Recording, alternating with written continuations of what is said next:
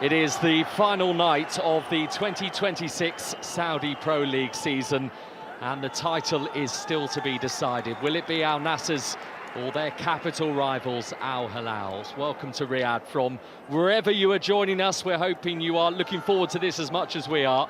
Al Nassr against Damak here. The visitors still need a positive result to potentially ensure their survival too. But right back at the start of the season, Cristiano Ronaldo made a bold prediction. We're about to find out if that's going to come true. Al Ahly win the Saudi Super Cup. Gonna win the league. Gonna win the league. Al Nassr, is this their year? It is an explosive start to Al Nassr's season, and a glittering beginning as well for their new head coach, Jorge Jesus. They've come to the home of the champions, and it's a huge win for Al Nassr. 4 wins out of 4. As a team, we are amazing. If we are all together, we will be closer to the title. 7 victories out of 7 for Al Nassr.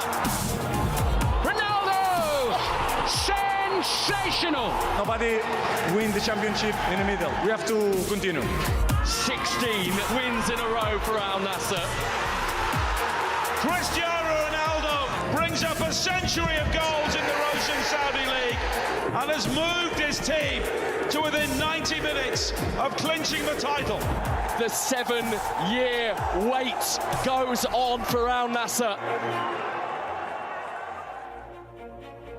But there's 2 sides to this tale tonight, because Fabio Carril's Damak still need a point for survival.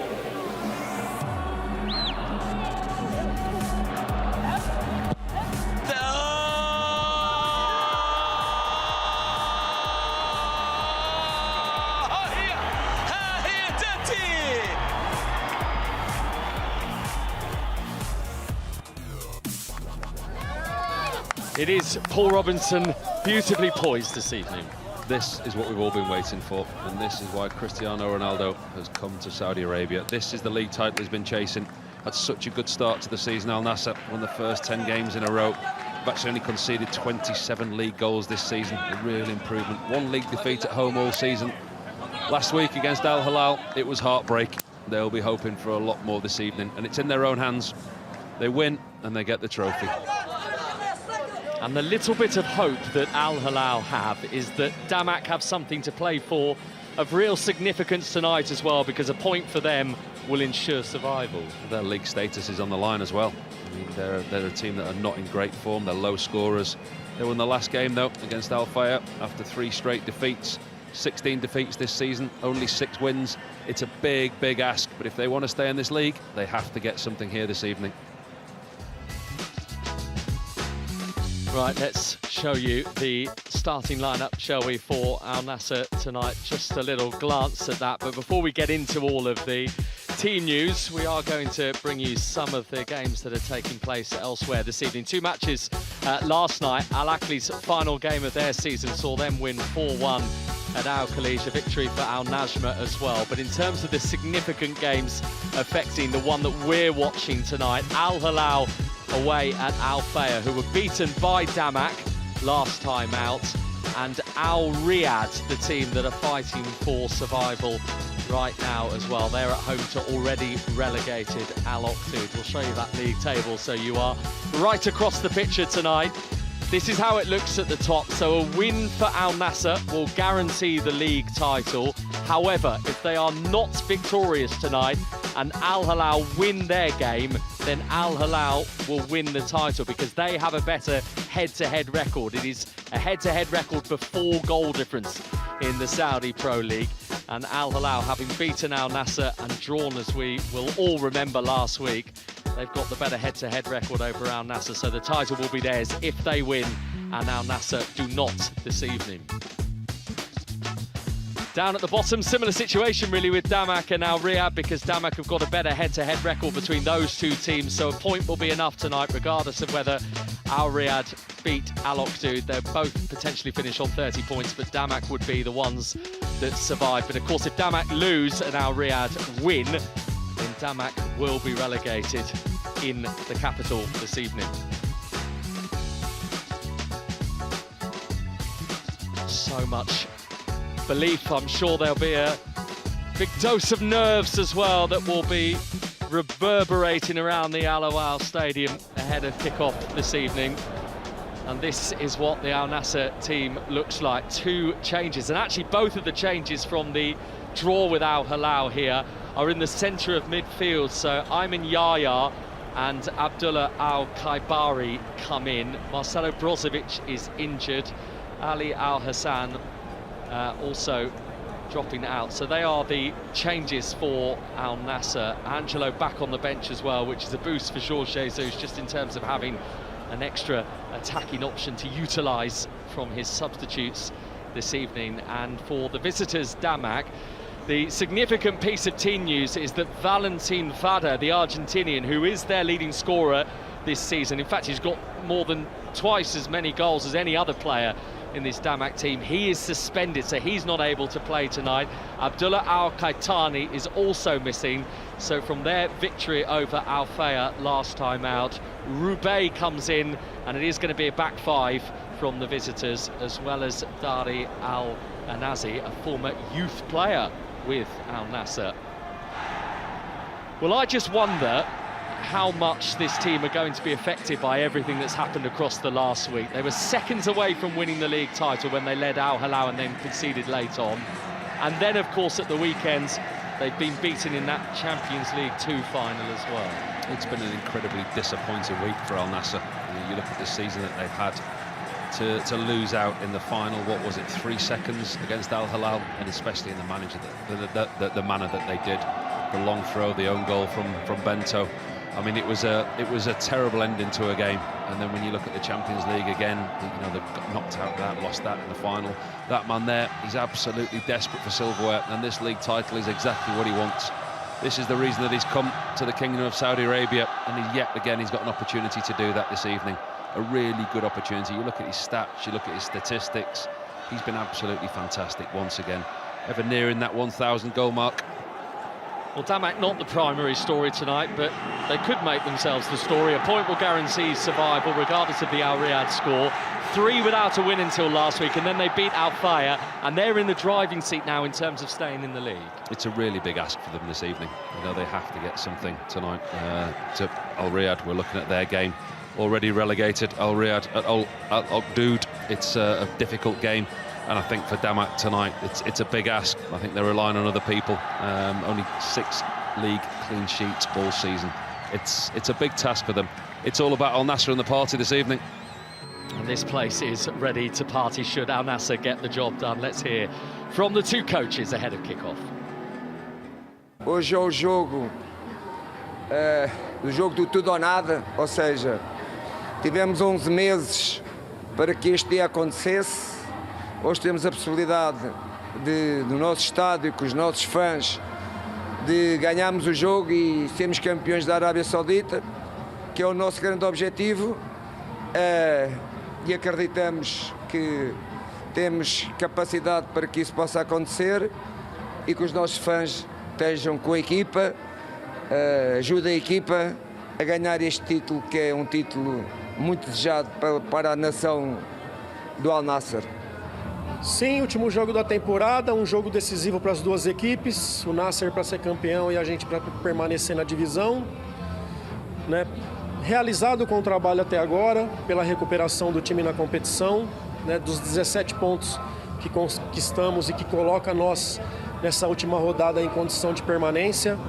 Então as ideias que a gente seja muito aguerrido, tenha muita coragem dentro de campo e faça por merecer um bom resultado. Al Nassr's date with destiny. A week on from the pain of being a mere seconds away from winning the Saudi Pro League title. This is their second chance, and this certainly is their final chance. Win tonight against Damac, and they will be crowned champions. Fail to do so, and Al Hilal can snatch it away. But the tale is far more reaching than that, though. Damac might need a draw here to ensure their own survival. They begin the night 2 points above the bottom 3. But the eyes of the world are on Al Nassr. A severe 7-year itch. Can they end that wait for a league title tonight.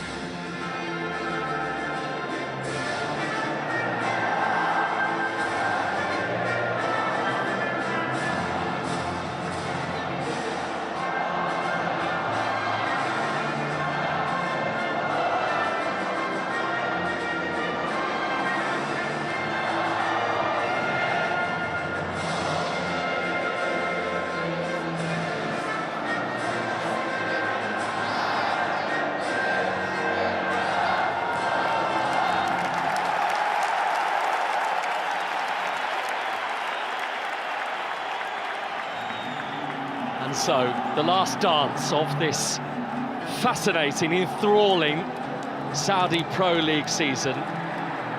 And it is going right to the wire, at the top and the bottom.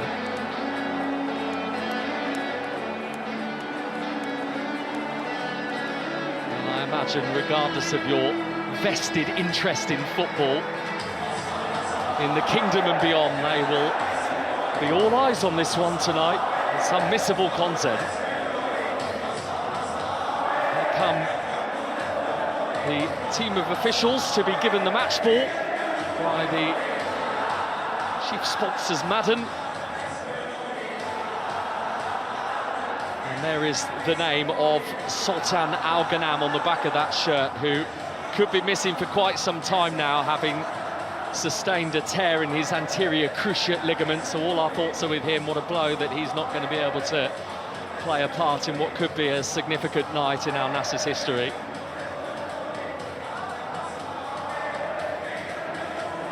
And there are the two captains, Cristiano Ronaldo, Abdelkader Bedrain of Damak, and of our team of officials tonight, led by Khalid Al Turais.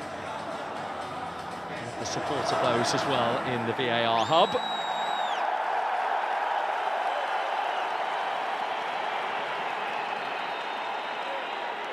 Is it going to be a case of a mental reset for Al Nassr? I know it's the final day and all of that, but it sort of feels like that might be the necessary requirement.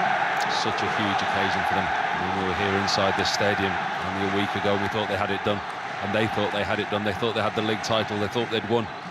3 seconds to go, and to lose in such a, well, it feels like a loss, but it wasn't a loss, it was a draw. And to end the game in such a way, I mean, it must have a mental impact on these players, and that man especially, Bento, left out the Brazil squad this week as well. It's a huge test for them, the defeat in the Champions League 2 final, but coming here again to the stadium, it's home, it's familiar to them. And these supporters, again, like the team, they thought it was done. The incredible support that they bring week in and week out. And they're here tonight, they believe, and he absolutely believes. And that's the message that he's given his team. We believe, we've got the mentality, we do it here tonight. Exactly the words he'll be saying.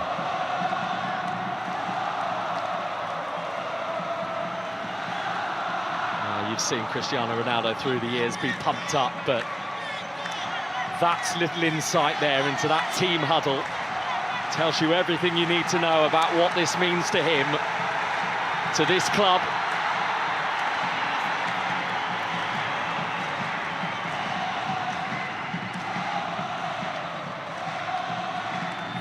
Riyadh is ready, we hope you are too.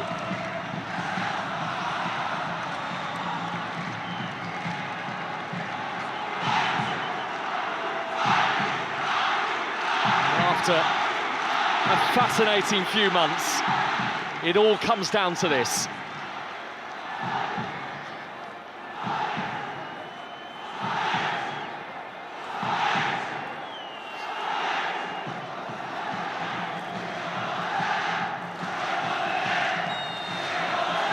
Al Nassr in control of their fate, win and the Saudi Pro League title is theirs.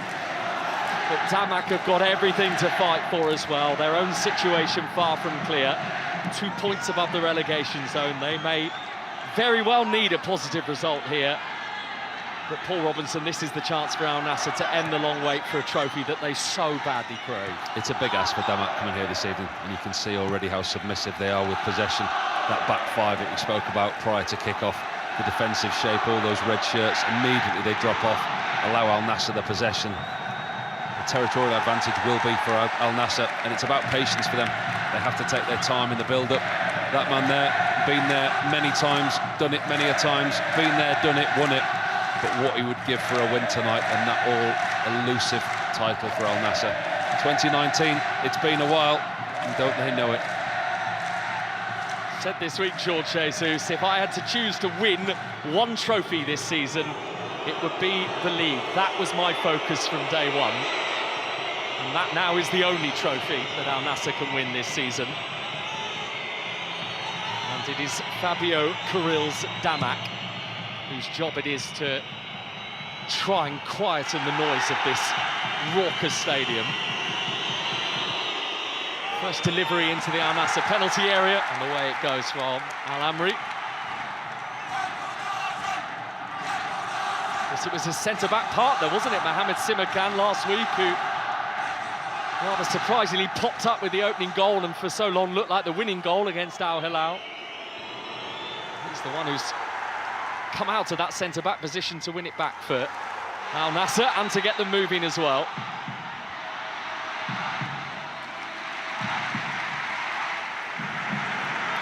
Here's Inigo Martinez, trying to thread it through for Cristiano Ronaldo.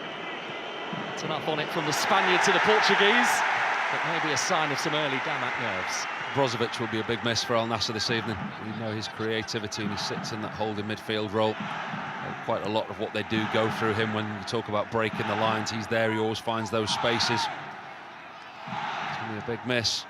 They've got a lot of quality though, Al Nassr, and you would think that they will get the job done. It's about patience.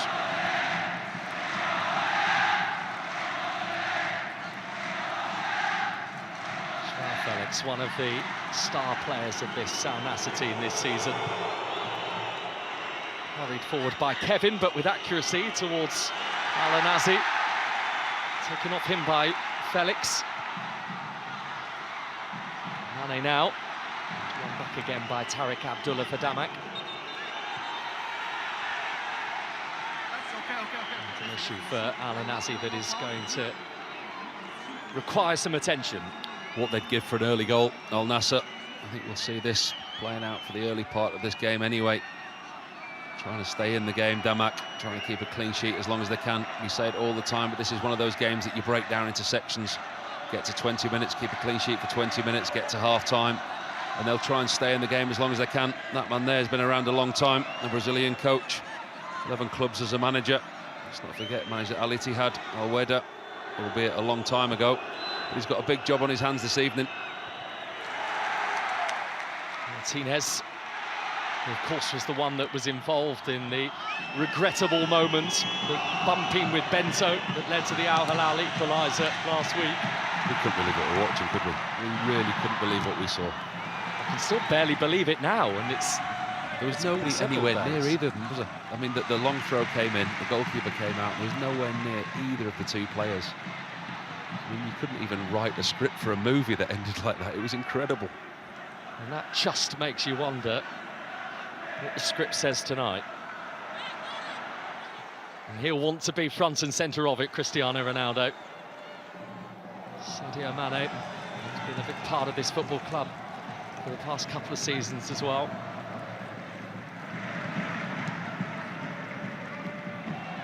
Bring your goals as and when they go in from those crucial games elsewhere tonight that affect these two clubs. Al Hilal at the top, Al Riyadh down at the bottom.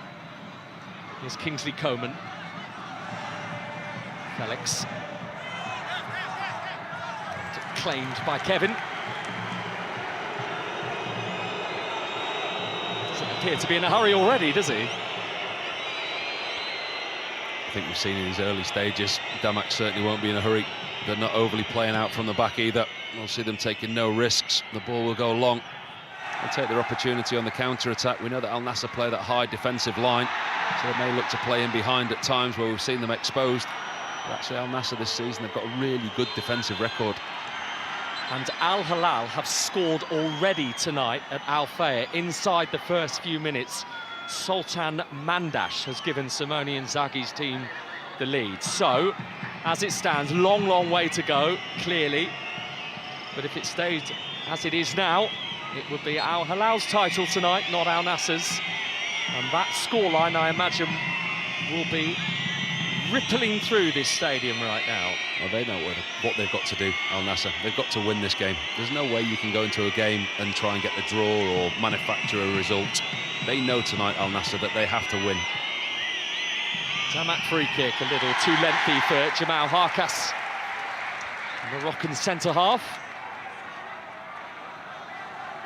There's another early goal tonight in the game between Al Ittihad, who for the next 85 minutes we can still call the champions of the Saudi Pro League. Kadia Sia leading by a goal to nil. Al Jawair has got it. Also off to a fast start, Al Riyadh tonight, who have gone 1-0 up against Al Oqdoud, who, remember, have already been relegated. Well, that affects this game, surely, doesn't it? That means that Damak now have to get some kind of result here, because Al Riyadh are beneath them. That is the scenario, 2 points above the bottom three at the start of the evening, Damak. Because of that head-to-head record with Al Riyadh, a point here will be enough for survival, but if they lose and Al Riyadh win, then Damak go down tonight. So there are so many intriguing plot lines. Here's Mane. This is Ronaldo, who has taken a tumble, but with good vision, the referee waves away the protests. And the whistle does go, but it's a Damak free kick. Questioning the referee, Ronaldo, he gets there first. I think he leaves his foot there to instigate the contact. The referee was right there on the spot, immediately said no, but he will question him. He's got a great goal-scoring record against Damak as well, Ronaldo. 7 goals in his 5 games against them, including a hat-trick in his very first appearance against them back in February 2023. It's confirmation of those goals that have gone in elsewhere.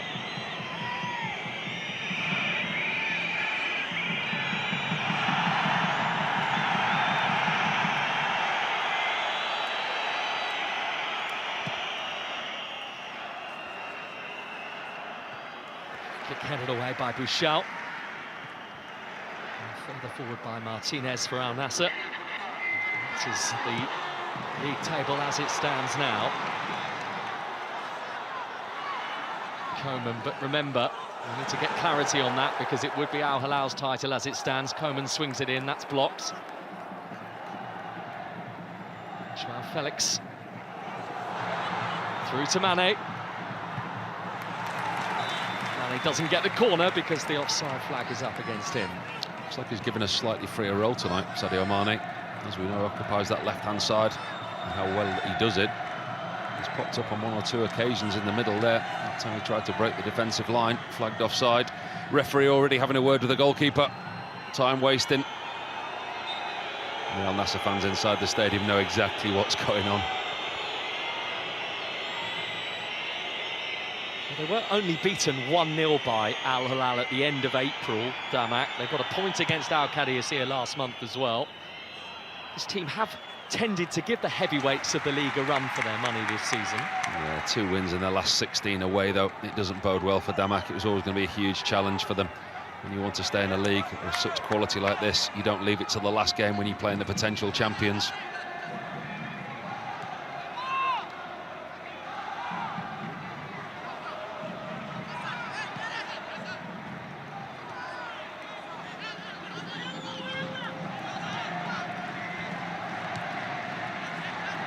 Largely at the feet of those in white so far.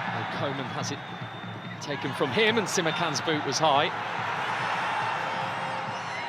And I'm not surprised that Tariq Abdullah isn't jumping to his feet off the back of that. Yeah, I think there's a case for Abdullah ducking his head low as well. You can see that Simakan's foot was clearly high. The referee's been quite sensible this early on. Not a lot of contact, as we can see. Simakan purely on instinct. Maybe I take that back. It was a high foot without the contact.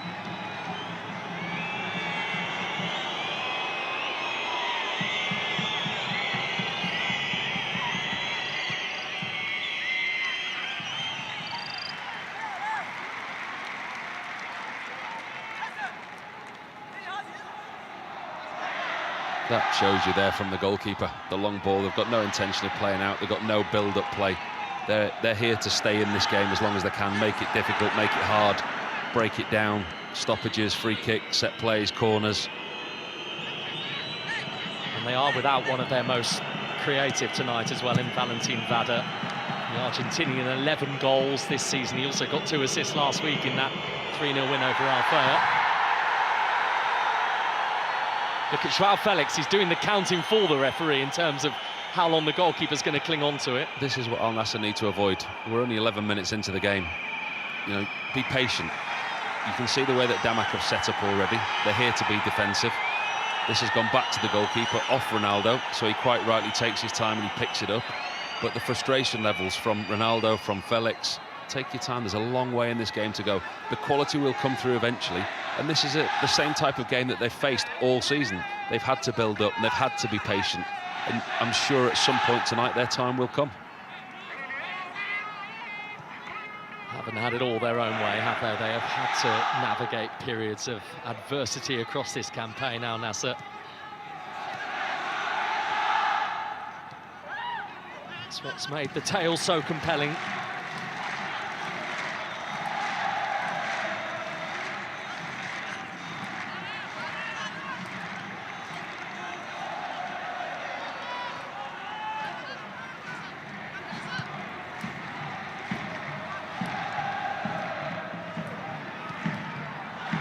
Didn't quite get enough on it. Maybe fortunate that it crept through to its intended target, Mano, who's up against Jonathan Okita. And he's found a way to locate Joao Felix as well. Felix has run out of room.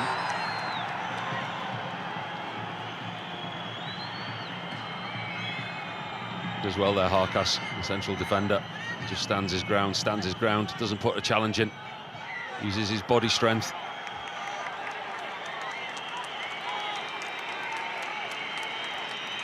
Grew up with the Atlas Mountains on his doorstep, Jamal Harkas. And as Al Nassr fans will remember, he was the player that scored for Damak against them in the reverse fixture, which Al Nassr won back in January when these two met.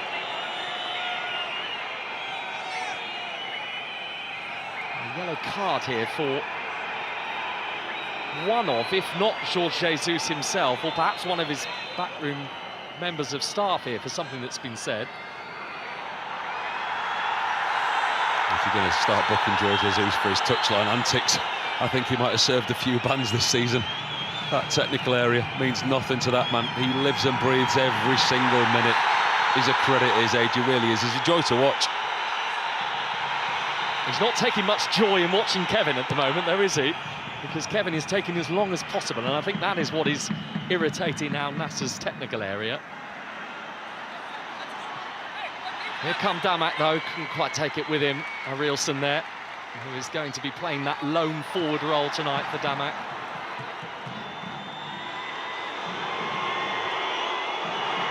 Bedran is going back to Kevin, who won't have the luxury of time now. And Bedran is being harassed as well by Mane.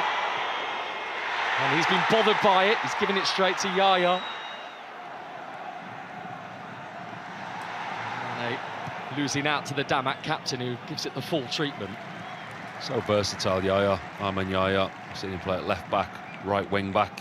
Now tonight occupying the central midfield role alongside Al Khaibari. He's a really good addition to Jorge Jesus' side. Coleman with the burst and a delivery, which has really come all the way through.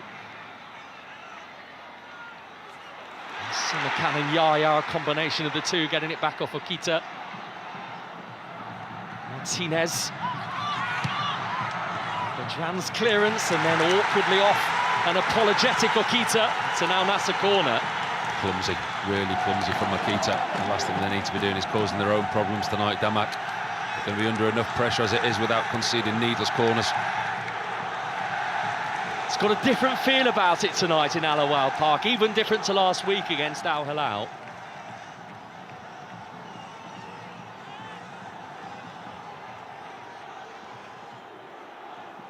So much belief in the stands. Can this Al Nassr team make it happen? Felix, the punch away by Kevin, the hit through a crowd, and it didn't quite make it on target for Al Khaibari. He's not prolific, Al Khaibari, is he? But he finds himself in a really good position, takes on the volley, If you look at the ball, the way that it was spinning, I think that's what made it very difficult for the Al Nassr central midfielder, the way that the ball arrived at his feet. You could see his intention. Just didn't quite have the end product. The Al Nassr fans already getting frustrated. You can hear the boos and the whistles. But they'll know, won't they, that Al Hilal have taken the lead in their game tonight. They'll know what that means in terms of the Saudi Pro League table.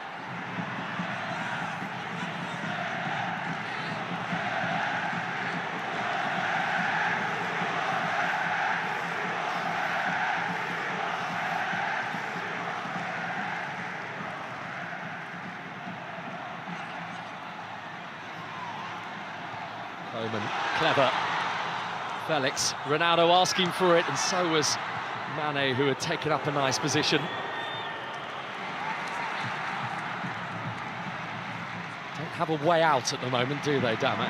I think the pattern of the game's been set from a very early stage. We can see how the way that this is going to pan out. It's all about Al Nassr and how patient they are. Hello, that's a free kick for Al Nassr, won by Ronaldo, who has wasted no time in picking that ball up to say, here we go, this is my first sighter. He knows what's at stake this evening. You don't give him a free kick in these areas. Believe me, I've been beaten many a time from those type of distances from him. He believes, and they do believe inside this stadium, and they believed last week, all until the 97th minute. But the result has got to be there for them to lift that trophy. They're in position A. They just have to take full advantage, and this is a great opportunity. One Portuguese has passed it up for another. Cristiano Ronaldo has said to João Felix, you are going to deliver. Ronaldo amongst many in white waiting for it. And João Felix nearly found Simakan. Nearly a rinse and repeat of last week. Forward again. Down by Martinez. Koeman. Martinez in the right wing position.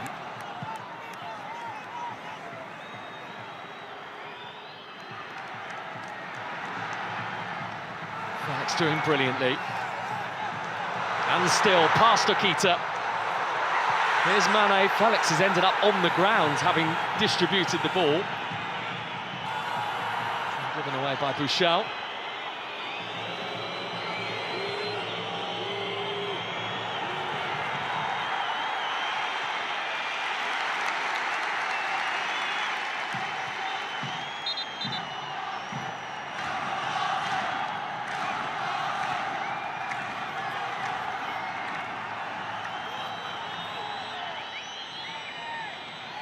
João Felix is a real attacking threat. He kind of half looked for a penalty, but he does spend a lot of time on the ground, João Felix. The referee has to be clever in what he looks at and what he gives. He's been a really good integration into the side for Al Nassr this season, João Felix. You look at his contributions, not just his goals, but he's had 12 assists as well. Not hard when you've got the players around you like he has, but he has been quality. And it finally looks like he's found his home as well. And he's still only 26 years of age, but you look at the clubs that he's played for, it's a great CV. Benfica, Atletico, Chelsea, AC Milan, and now here it looks like he's found his home and settled with his Portuguese counterpart. 20 minutes in, still goalless, but the intensity of Al Nassr is there for all to see. Kingsley Coman, Al-Khaibari. There's the Senegalese Mane. Too high for everybody.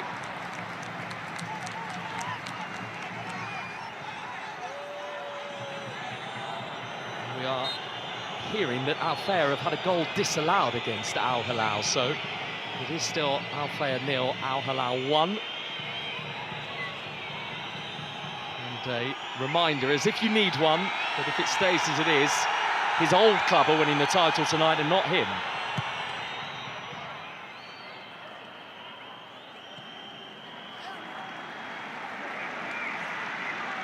How long could Damak resist, though? I don't see a scenario where Al Nassr don't win this game. The way that Damak is set up, they're so defensively submissive with the back five sitting back, and here they go again. Koeman into the middle, great stop by the goalkeeper, and then Ronaldo over the top. The initial save from Kevin to deny Mane was a very decent one. So much better from Al Nassr. Move the ball quicker, first pass in behind, in behind this Damak defensive line.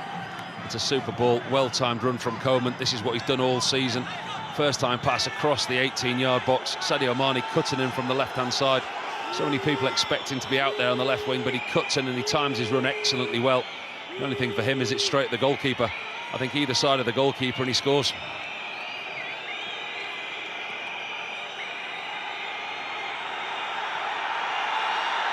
Senegal's World Cup squad named earlier today. He, without any surprise at all, one of the names on the list, as was Kalidou Koulibaly as well, who we know has been absent from Al Hilal's running because of injury. And there's no surprise that Al Nassr's dip in form mid-season, as we get another opportunity to look at his chance here. Well created by Kingsley Coman. Ronaldo had a lot to do with a diving header. Always a big ask, but Sadio Mane was missing for AFCON. No surprising that that's when Al Nassr's form dipped.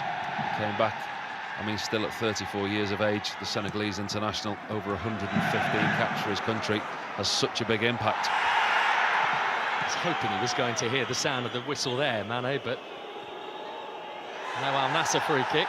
Might be an Al Nassr throw, but maybe that ball didn't quite creep over the line. Silla has been deemed to have been dragged over there, so it is a Damak free kick.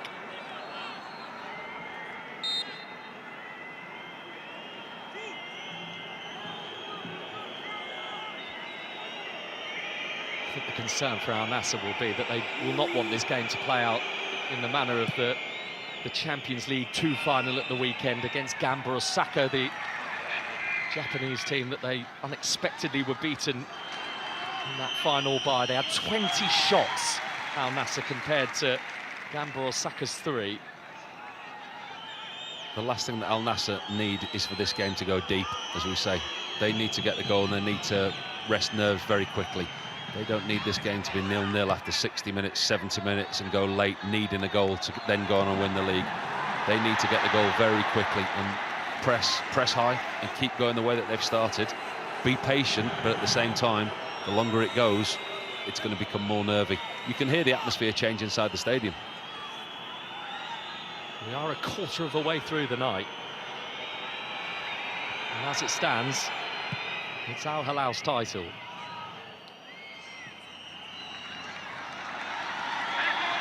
Al-Amri back to Bento. And Bento had to smash it away with Arielson's presence. Well, he's not really covered himself in glory in recent weeks. Bento, as we know from the goal last week against Al Hilal, that time it was a really poor touch. He looks nervy. I mean, he's had nothing to do at all this evening. That's probably the second touch of the ball that he's had. Won't help the jitters.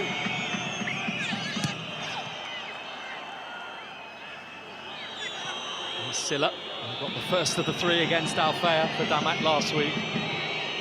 Been beaten 3 games in a row before that very significant win.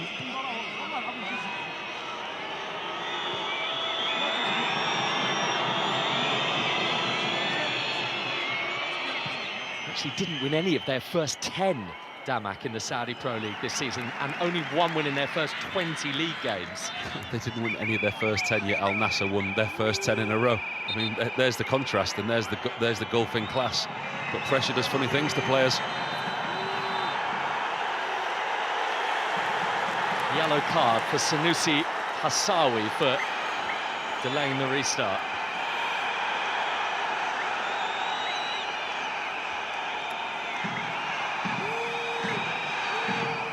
Could say it's been coming.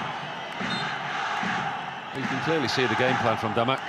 They're here to spoil, they're here to upset the rhythm, not try and let Al Nassr get into any type of rhythm, no fluidity. So far it's worked for them. Al Nassr have dominated the game. Again, it's just about, look, you see, intimidating the crowd. You can see what they're here to do. They're here to spoil the party. Al Nassr just need to keep cool temperaments.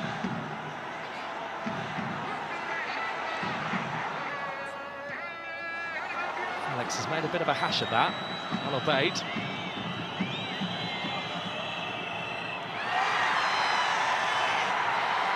Just given a corridor to pinch the ball back. Coman is off, there's a kick at him, and that's another yellow card that's coming the way of Dari Al-Anazi here. former Al Nassr youth player as well. Second booking of the evening for those in red. There's a few Damak players now that are running close to a yellow card, 2 that have got them. Be a long evening chasing back and making defensive challenges like that while you're already carrying a yellow card. They've done well, Damak. They've stayed in the game. For how long, you do wonder.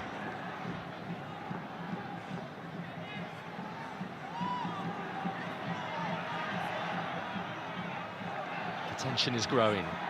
Martinez, more than 70% of the ball, Al Nassr so far. Felix waiting over the top from him. Had found himself a really nice area inside the Damak penalty area. Yeah, ball arrived at him very quickly, and you see just pure instinct. Gets into the space, hits it with his left foot. It's a lovely ball in. Nothing else he could do, really, in a really tight angle. Hits it first time with his left foot, not the outcome he would have wanted. Good run, well timed.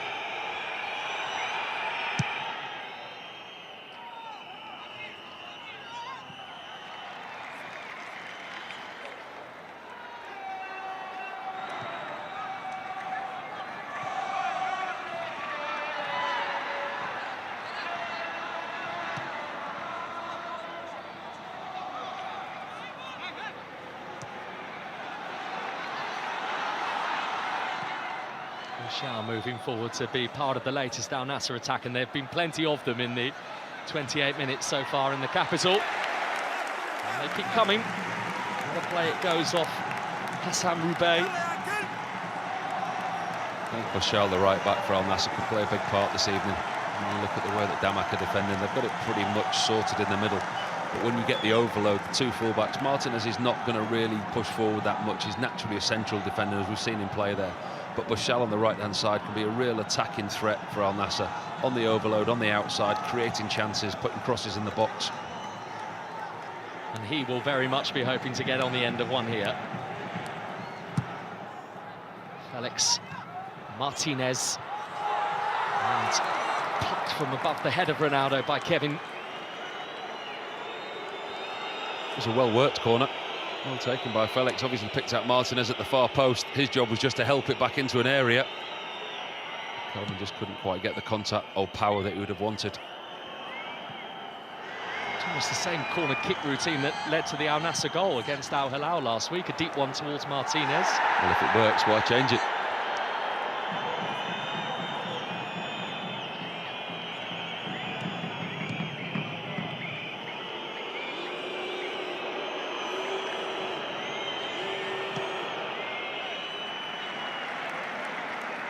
Frustration growing amongst the Damak forward line, or those that would consider themselves part of the Damak forward line tonight. There's not too many forward for them. They haven't really created anything, have they? You look at those red jerseys now and you look at the formation, you can see what the manager Carilla's worked on this week, the defensive shape, the team shape that they've worked on the training ground. Look at that, look how close they are. No spaces between the red shirts. That's one thing that they've worked very, very hard on. Deny space, deny spaces, deny opportunities to play through the lines. So compact they are. Difficult to break down. Al Nassr must break them down if they are to get to the prize tonight. Ball run out of play for Al Khaibari, it did. Goal kick is the call. You have to remember what's on the line for Damak as well this evening.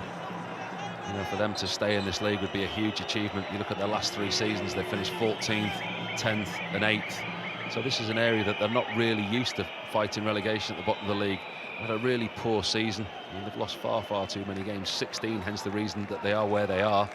But that man there, he's got his team to the 30-minute mark of the drinks break, and he's got an opportunity to give them some more information. So an opportunity to get some water on board on another warm night in Riyadh. He's had very little to do so far, but that was the case last week against Al Hilal, remember. But there haven't been too many big chances carved out by Al Nassr so far. Oh, they've dominated the game. This is an interesting conversation. Cristiano Ronaldo and the manager. Interesting to see what's been said there. Al Nassr, as suspected, they've dominated the game, possession-wise, territorial-wise. There's not a lot more that the manager can say. You know, they're doing things well, they're doing things quick, they've got in behind, without really creating. They've just lacked a slight little bit of quality in the final third. When you look at the players that are on the pitch, and Kingsley Coman, Sadio Mane, Felix, Ronaldo, the goals, the assists, the quality that they've got, surely it's only a matter of time for them. It's pressure, it's frustration, it's keep doing what you're doing, keep knocking at the door, and surely the door's going to open. And for Wضmك, it's about keeping that door closed. The referee's onto the goalkeeper now about time wasting, the way that they're playing. They have come here to spoil the party, Wضmك. At the moment, they're doing a decent job of it, but how long can it last?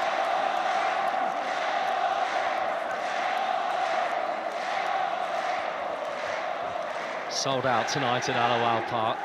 You could have sold this place out 10 times tonight. Really it's good. been incredible the last few weeks that we've been here. The atmosphere, the support.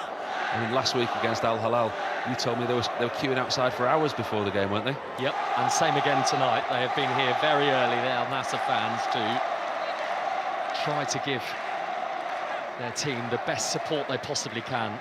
I mean, Jorge Jesus has been talking about it recently, the unity between the club and the fans, and how the supporters have helped to bring the confidence to this set of Al Nassr players.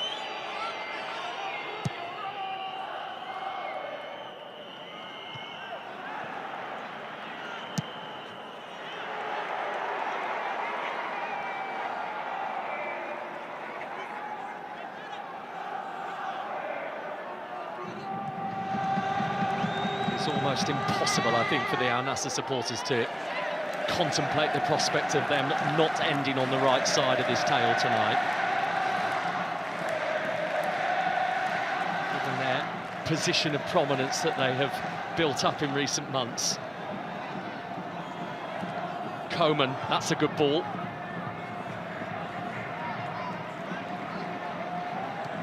Wilson, who is largely chasing after shadows at the moment. And I'm not sure he's getting too close to the shadows either. No, he's a very lonely figure. I mean, he's a centre-forward that spent most of the first half inside his own defending half.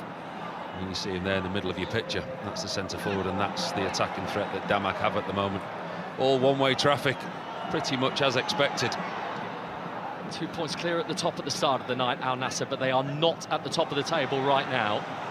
But that could change in any moment. Now Kaibari.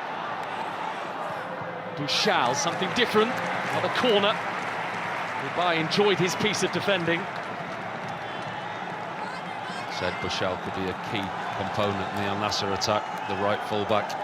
Just causing an overload on this right-hand side. They have to be quick, they have to move the ball swiftly, try and get in behind, move those red jerseys out of the formation that they've got. Very organised, Wضmك. And without Brozovic tonight, he's going to be entrusted with most of the Al Nassr set pieces.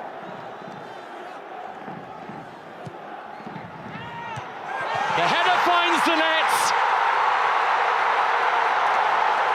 Sadio Mane for Al Nassr. Riyadh ready to party. They can almost taste that league title.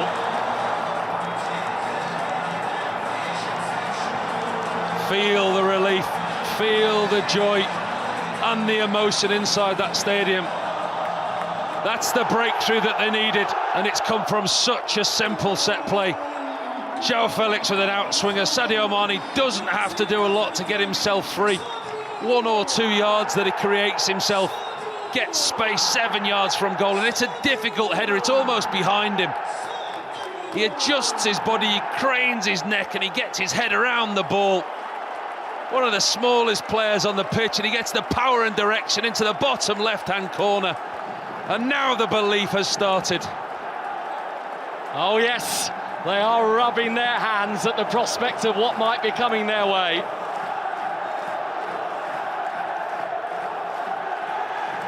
Al Nassr back at the top of the Saudi Pro League table. And not only if it stays as it is, so they're going to win it, but Wضmك are going to go down here tonight too. Isn't it amazing what a goal can do? Listen at the atmosphere inside the stadium now. We're getting to 35 minutes, it was nerves, it was tension, it was apprehension. There's a clear foul on the far side there from Felix with his right shoulder. But the atmosphere now, they've believed from the first game of the season, there was a genuine belief that this year was their year. They had their dip in form, they stuck by their team. The support has never, ever wavered, home or away. And they thought they'd done it last week, and we're there again. They think they've done it again. And that thought might just be lingering in the back of the minds. But tonight they've got an awful long way to go and find the goals that will make sure there is no way back for Wضmk. In it comes towards Bento, that collision with Simakam. But Bento held on to it that time.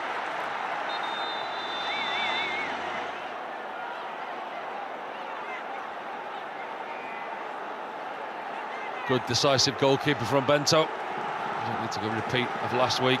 This time he goes up against his own central defender once again. Arguably a bigger and stronger one. Goalkeeper dominates the situation. For Al Nassr now, they don't want to recreate last week, the nerves and the tension, the 1-0. They now need to go on and get the second, get the third, and really enjoy this evening. Well, it's gold at the moment.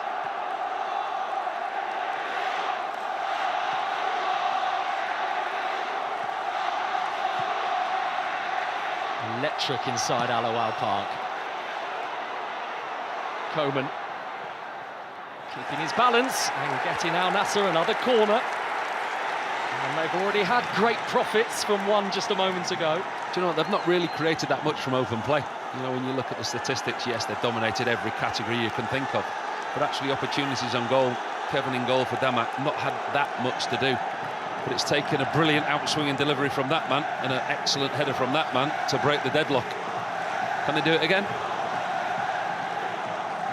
The assist king is on it again, Joao Felix. It's 13 now for him in this Saudi Pro League season. Who might he be able to find next? Too close to Kevin that time.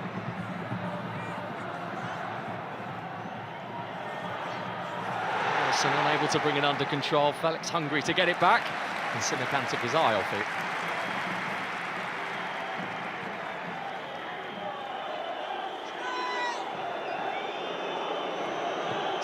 Abdullah, formerly of Al Ittihad and Al Town, he's one of the more experienced members of this Wضmk side. Kita, Abdullah, and those two working it between them.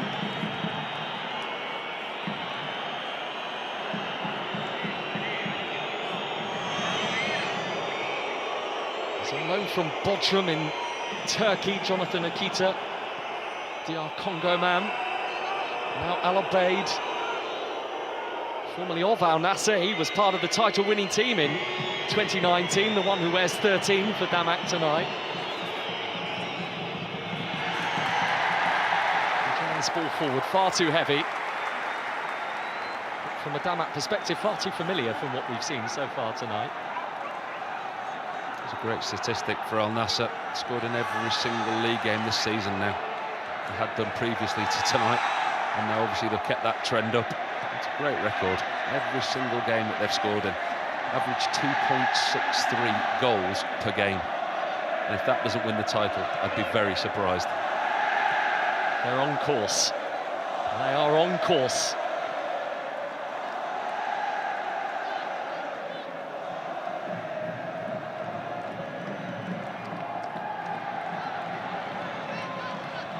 Simakam.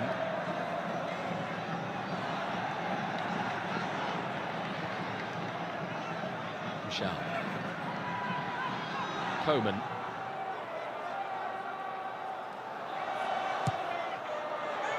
Ronaldo. Almost rolled back the years. He doesn't need to roll back the years at 41. Look at him. I mean, it's incredible the height that he gets. Arguably Sadio Mane behind him was in a better position. There's a decent ball into the box. But how many times have we seen him achieve the spectacular? Tried it, maybe slightly too high for him that time. Could become a record breaker in yet another department this summer. Cristiano Ronaldo having been named in the Portugal World Cup squad in recent days. he plays any minute, and I'm sure he'll play many minutes this summer, that will be his 6th appearance at a World Cup finals. No player's ever done that before. I was looking at his stats this morning. It's quite incredible, isn't it? What is it, 226 caps or something like that internationally? I mean, that feat in itself is absolutely amazing. Over 220 caps for your country. I mean, the man is a machine.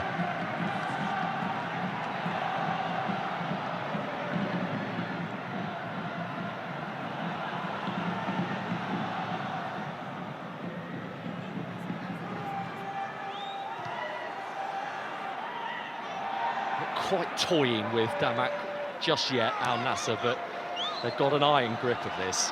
Well, that's what they've got to guard against, taking it too easy now. Because Damak obviously gone one down. We've seen the way that they've set up. Ronaldo. Felix with great feet and bringing the save from Kevin. They're all pumped up. They won that second. That second goal was all important for Al Nassr. Good play that time from João Felix. His first touch is what gave him the opportunity to get the strike away. Ball into him. Comfortable save in the end from the goalkeeper. He made him work, Felix. The goal scorer so far tonight, leaving it for the assist maker. One from the right, now one from the left from João Felix.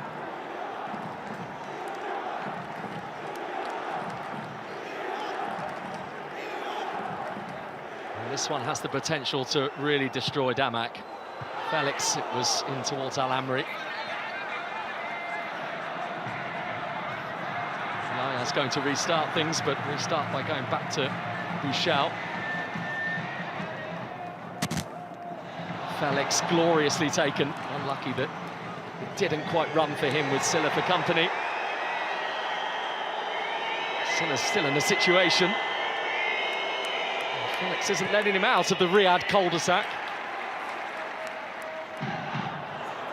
Mane, too much for Ronaldo. What a first touch that was from João Felix. I mean, that encapsulated every little bit of quality that he's got.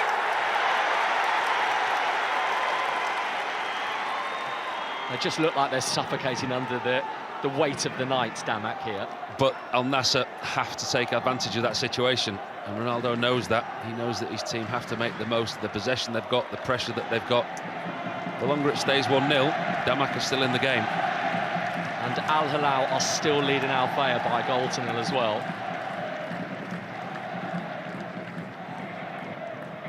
Al Riyadh still winning their game against Al Uqdoud, so as it stands, Al Nassr champions, Damak relegated.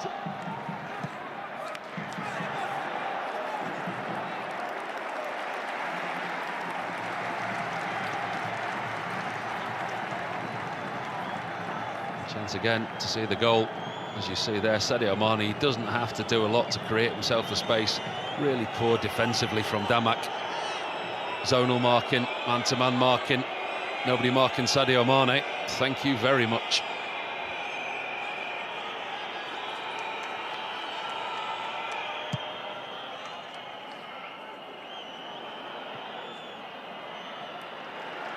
Simikan down by Okita, but out of the reach of Asari, who'd crept forward in a rare moment. Ronaldo spinning it towards Mane. Coman in the middle. Felix joining as well. Mane, Ronaldo, and Felix almost got in each other's way, and then the shot from Yaya is repelled, and eventually the offside flag goes up. Mane was offside initially in the build-up, the ball over the top. He shouldn't be a player of his experience looking all the way along the line. Good ball over the top to him. Plugging away Al Nassr. João Felix got in Ronaldo's way there. I think Ronaldo was in a better position. Wouldn't have counted with the offside decision given.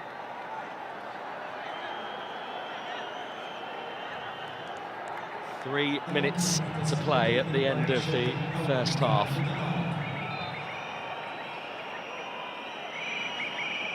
It's been as absorbing as we predicted it might be. They've been good, Al Nassr. They've approached the game in a way that we thought they would do. They've dominated the game in the way that we thought they would do. But actually, it's still only 1-0. We, as they, know only too well after what happened last week against Al Hilal. They need a second. Arielson. The ball, which is, I think, asking a little too much, though. Mane's gone back to Bento. Bento didn't look assured in any way whatsoever. He didn't want that. The goalkeeper really didn't want that in that situation. Mane's an experienced player. He should know that his goalkeeper's fragile at the moment. He's lacking confidence. Don't play him the ball in that situation. Just get rid of it and talk about it later. So maybe a Damak chance before half-time. Arielson, it was too high for him.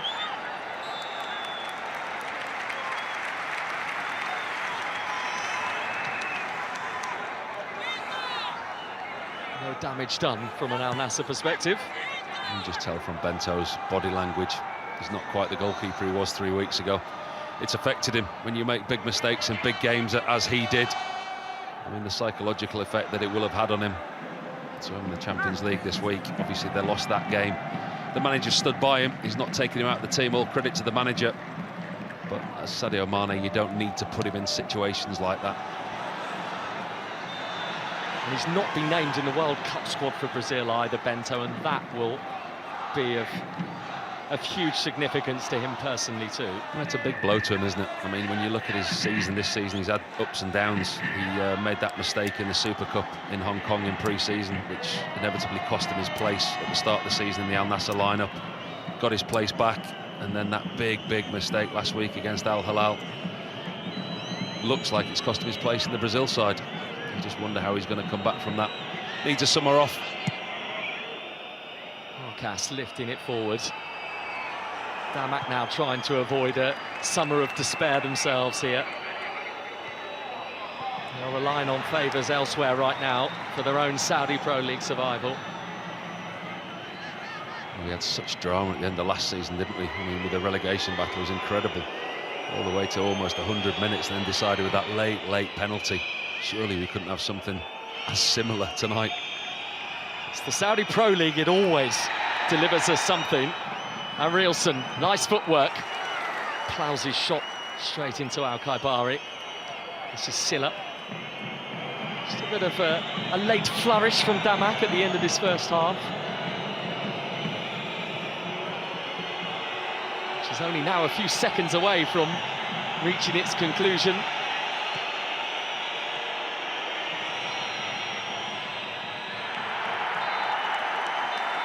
Al Nassr nearly where they want to be. 45 minutes away from the league title, thanks to Sadio Mane's goal. They have dominated the first half against Damak. And for all the questions about how mentally fragile this side might be after what's happened to them over the past few days, well, they have answered the critics tonight. The job is not yet done. But it feels all so close from here for Al Nassr. At the break, they are leading Damak by 1-0.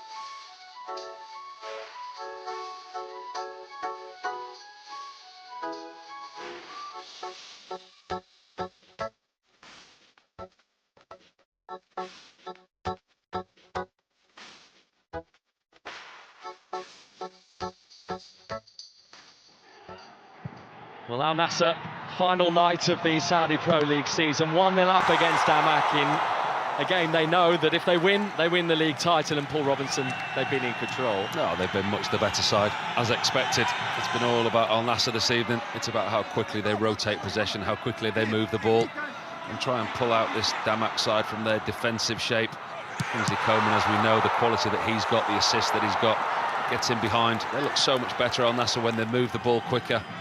Ball in behind, Coman's first touch is the ball across the goal.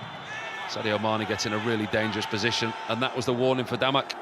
And you spoke about the fact they've largely been more threatening from set pieces tonight, and the set piece brought them the goal. And when you look at the lack of movement that Sadio Mane actually had to do, I mean, he's not a huge threat from set plays. We don't normally see him scoring from set plays. Simple ball in, simple outswinger, but you look at the amount of space that he's got there, and that was the breakthrough that they needed. They kept going, they kept plugging away. I do feel they need the second, though, and that was an opportunity for João Felix.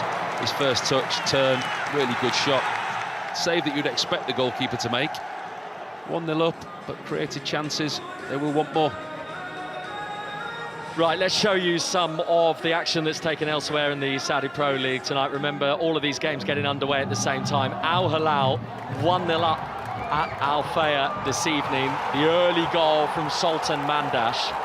Al Hilal know that they have to win tonight to stand any chance of getting the league title themselves, and for a while they were in control of the picture, so they're 1-0 up at half-time. Al Riyadh also leading Al Uqdood by a single goal to nil. Toze with it just 5 minutes in, so as things stand, that is a goal that is going to ensure their survival, with Damak losing against Al Nassr.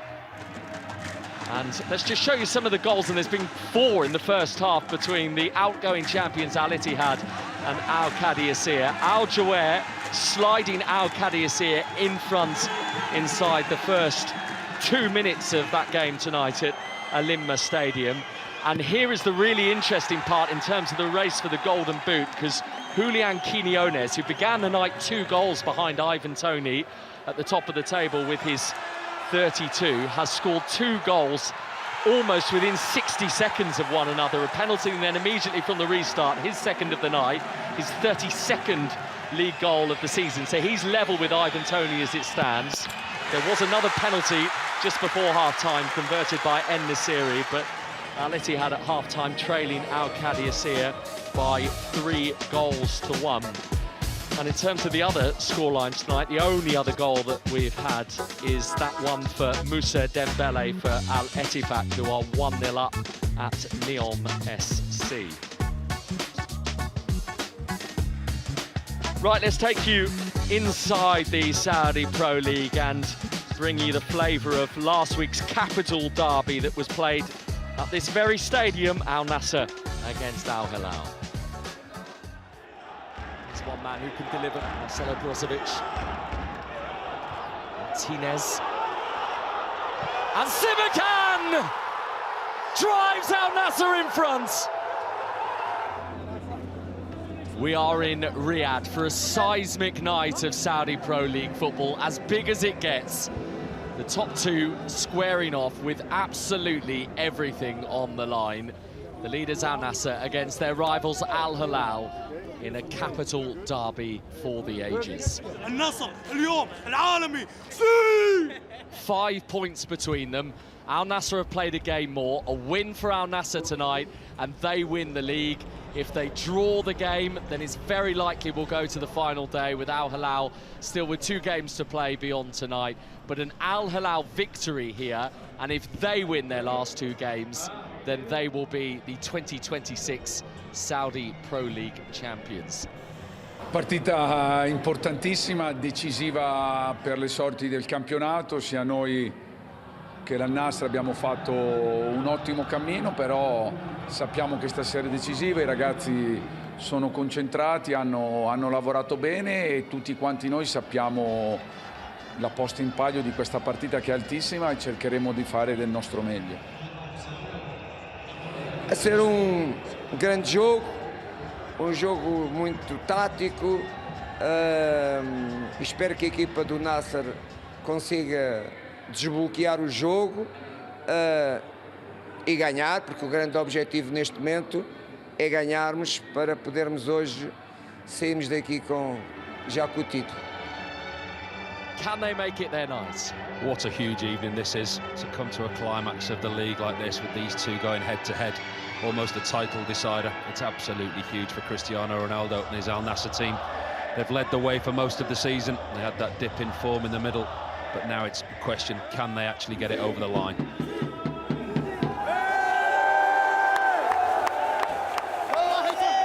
Strap yourself in, because this is going to be a night that is going to move at the speed of light.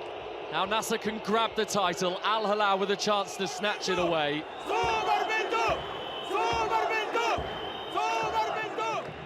Cano. Now Harvey on the move. Look at Benzema, he's all on his own. Here he is! Stopped brilliantly by Bento. And for all your money, you would have believed that Benzema would have scored that one.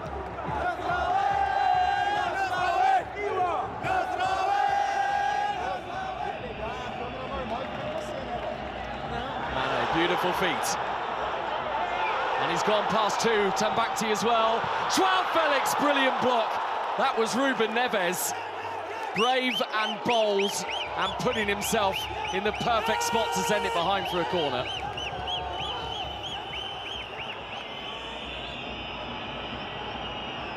Malcolm Milinkovic-Savic bursting forward. He's going to get a second chance at this as well.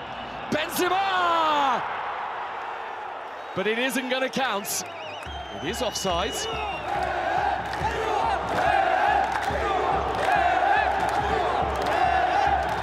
Chance for Joao Felix, who is in behind here. Joao Felix back for Ronaldo, couldn't reach it because of the lunging Tambakti. And that's the first time that they've got him behind.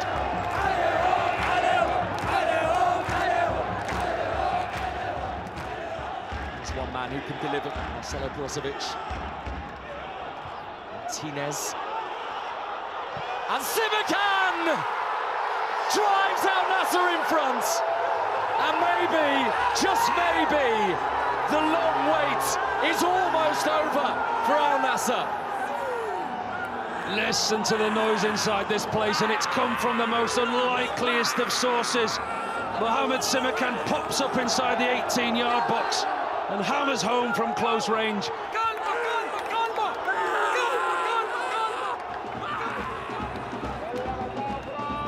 Has a chance to get at Neves if he wants to. Ronaldo. Ronaldo! He had us all wondering. It still might happen. Joao Felix, there he is again, just too high. Away by Tambakti.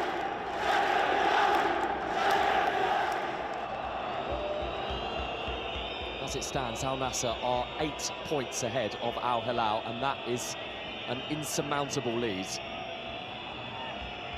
Oh, that's terrible. Milinkovic-Savic straight to Koeman, who's missed. Oh, wow. Oh, Al Nassr, how many chances do you want? Do you want this title? So the swoosh of the Simakan boot, the difference. And Al Nassr are 45 minutes away from being the Saudi Pro League champions. Al Nassr won. Al Hilal nil. روان متصدر هنا جاي ان شاء الله جاي الدوري صدارة هذا شعار كلوب الناس كلوب تاريخ هيستوري. These Al Nassr players 45 minutes from greatness. How do they approach this second half, Paul Robinson? I think they've got to be defensively more secure than they were in the first half. They went looking for that second goal that would potentially go on and win the game for them. With every minute, the pulse rises, the belief rises amongst those Al Nassr fans.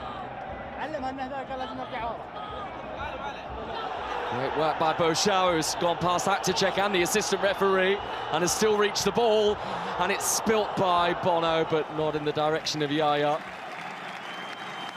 And Cristiano Ronaldo is leaving the pitch here, and leaving the pitch with vigour. He knows what's required, and those supporters are responding to him.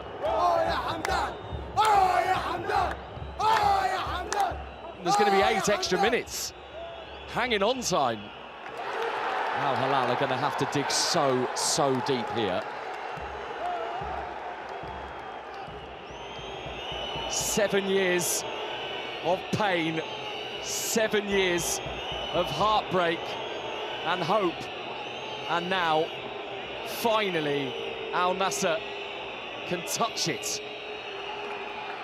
Martinez is going to have to deal with it because he touched it, and he does. I get the feeling there's going to be a huge outpour of emotion when that final whistle goes. There's going to be some big celebrations here. It is either going to be Al Nassr's title or the most extraordinary conclusion to the game. Oh my goodness, it's gone in! Can you believe it? An error by Bento, the biggest mistake by Al Nassr. And the title celebrations that were seconds away, extraordinarily, are on hold. And it is all Al Nassr's own doing. Wow, I can't believe what I'm seeing this late in the game. This is one of the strangest finishes to a game ever. And for now, at least, the 7-year wait goes on for Al Nassr. They were within touching distance of winning the league tonight. It has finished 1-1, but all inside this stadium are stunned at the outcome.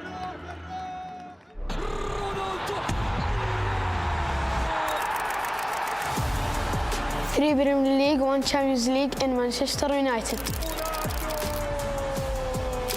2 La Liga, 4 Champions League with Real Madrid. And that is why Cristiano Ronaldo remains a legend. Ronaldo!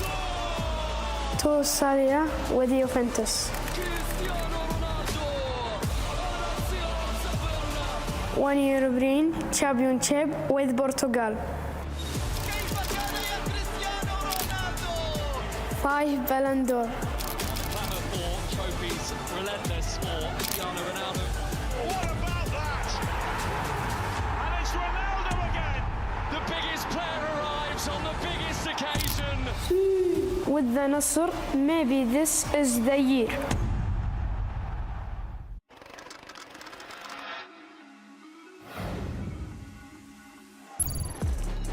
Al Nassr's identity is one of the biggest clubs in Saudi Arabia, one of the biggest clubs in the Arab world, in Asia. Recent years, with Ronaldo joining, it's become like a massive global name. Cristiano Ronaldo has changed the perception of the club, you know, on and off the pitch. You hear stories about when he arrived. He said, you know, we have the potential here to be one of the top leagues in the world.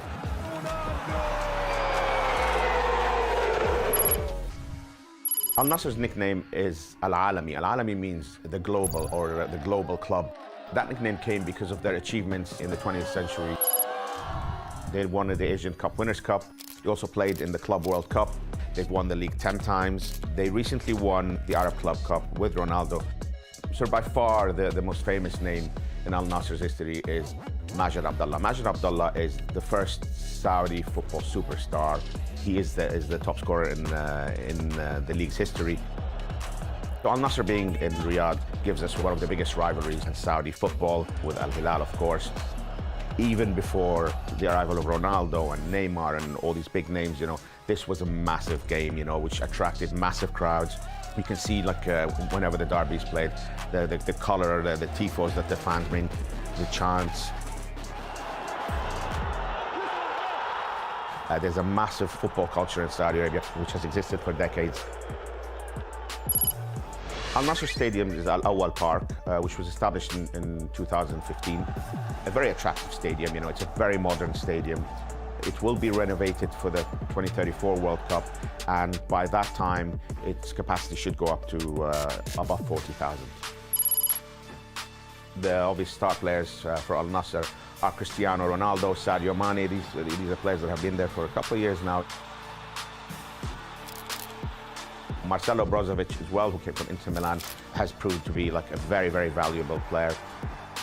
The club strengthened this year, of course, to add to those 3 established stars. They have signed Joao Felix from Chelsea, who really hit the ground running this season. He's been fantastic, you know. Kingsley Coman from Bayern Munich as well. You know, that surprised a few people, but this is a player with an incredible pedigree. He's won, like, you know, over 10 league titles in his career. And finally, Inigo Martinez from Barcelona.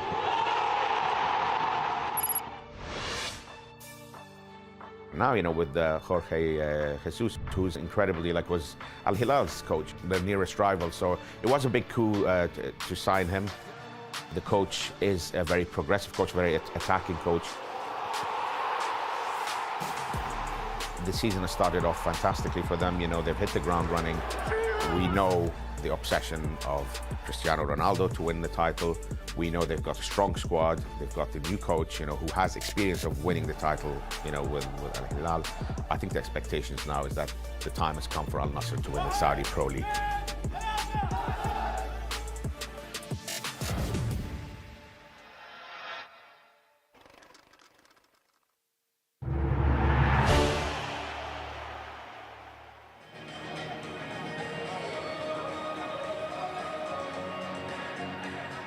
Welcome back to Riyadh. Al Nasser leading Damak by a goal to nil, a scoreline that is going to bring the 2026 Saudi Pro League title their way. And it will not matter what Al Hilal do elsewhere, as long as Al Nasser are victorious here tonight, inside their home, in front of their also passionate supporters, then they are going to be the champions. His goal, Sadio Mane, at the moment, is going to go down in Al Nasser folklore. And this is how it stands at the top of the Saudi Pro League table. Al Nasser and Al Hilal both winning at the start of the second half. So they are going to be the champions with a 2-point margin. Jorge Jesus is going to get his hands on a Saudi Pro League title again. He's going to win one for the first time. Do you think Jorge Jesus will smile? Emotionless, isn't he? All season, emotionless. Covers some yards in his technical area, or not in his technical area, up and down that touchline. But you very rarely see an emotion of joy from him. And you might have been wondering why there was a short delay at the start of the second half here. It is because the league have ensured that all the games that are taking place tonight on this final night of this Saudi Pro League season, all of the second halves begin at the same time to ensure as much fairness as possible to what could be a really compelling 45 minutes of football at the top and down at the bottom.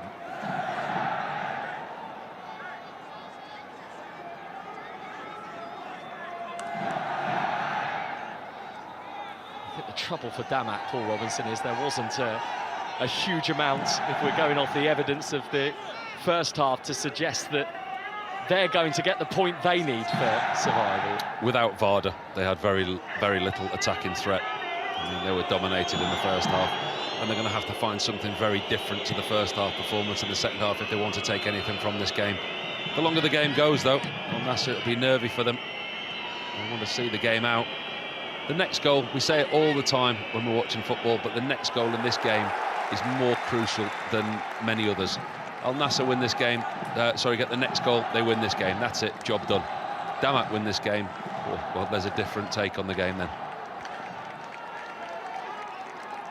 They've won just 3 league titles in the 21st century, Al Nasser.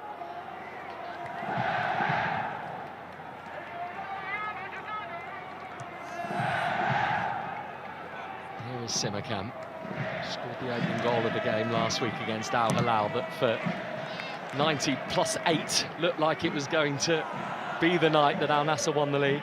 We keep repeating ourselves in that game, but I still can't believe it. I don't think he could believe it as well. And we saw the footage of Cristiano Ronaldo. He substituted him just before the end, him sat on the bench, and the whole disbelief inside this stadium when they finally thought that the job was done and it was just taken away from them. See Bushal here, there's a good leap, and I think it's the way that he lands. His right arm just gets caught underneath him. I think he's going to be okay. To see him back on his feet, particularly with the injury that Sultan Al Ghanam has suffered over the weekend. There's Fabio Carril, the Brazilian who only joined Damak 3 months ago, replacing Armando Evangelista. 5 of his 13 games prior to tonight. This included victories over 3 of their relegation rivals, which looked like it might be the difference for Damak, but as it stands, they're going down. Here's Simakam. Bushal. Timed challenge by Al Obeid. He's got the throw as well. He's a clever fullback, Al Obeid, isn't he? You know the experience that he's got in this league. Great positional awareness. Wins his side to throw in.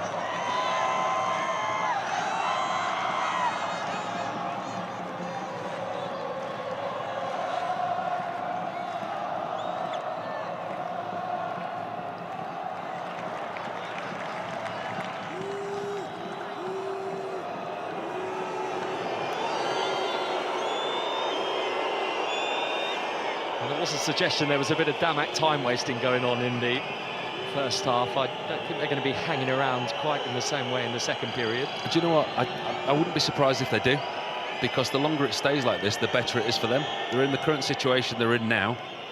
If it gets worse for them, then the game's over. If they stay in the game, they've always got the opportunity of a long ball, a set play, a long throw, something later in the game.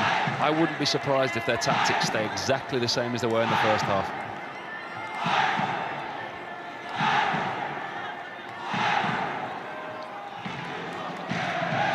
Martinez, a league winner last season with Barcelona in Spain.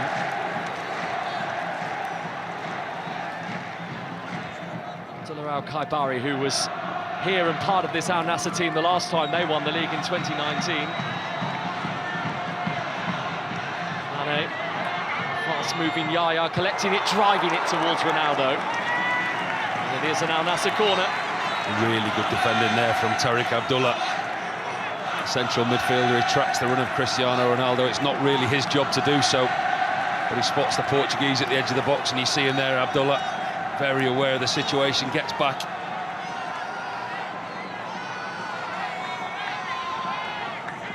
Felix has got his own personal water carrier down by that corner flag. It's a sticky night in Riyadh. The scoreline and a goal from that man means they're not sweating too much right now, Al Nassr. Corner from Joao Felix.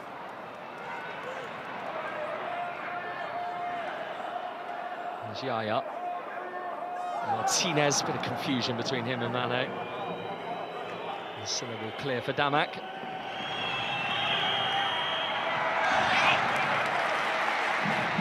Khaibari. Kingsley Coman, so many league titles through the years for him. Ronaldo to Coman, having assessed everything that was in front of him. Khaibari, Coman! Well, if you're going to win a league, do it in the most special manner possible. It's a brilliant Kingsley Coman goal.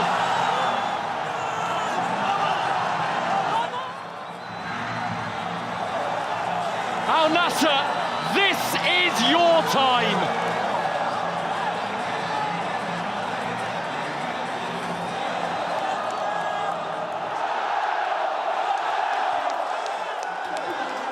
Listen to the noise inside this stadium. And if there was ever a goal that was worthy of winning a league championship, there it is. Kingsley Coman pops up on the edge of the 18-yard box, left-footed. Wonderful strike into the bottom right-hand corner. The relief, the celebration, the party has begun again.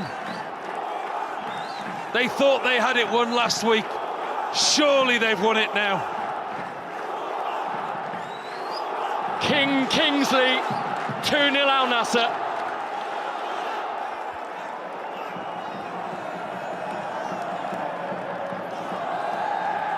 And there's nothing Al Hilal can do about this right now. Riyadh ready to go. That party that got abruptly ended last week, it's just started once again. Here we go, listen to this noise.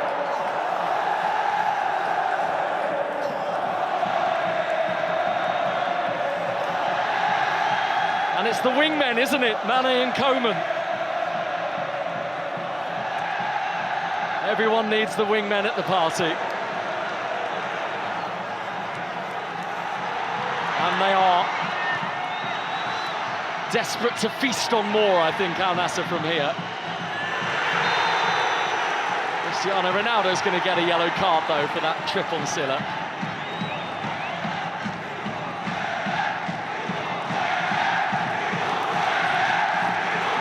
Words not needed. Just listen to the noise inside this stadium.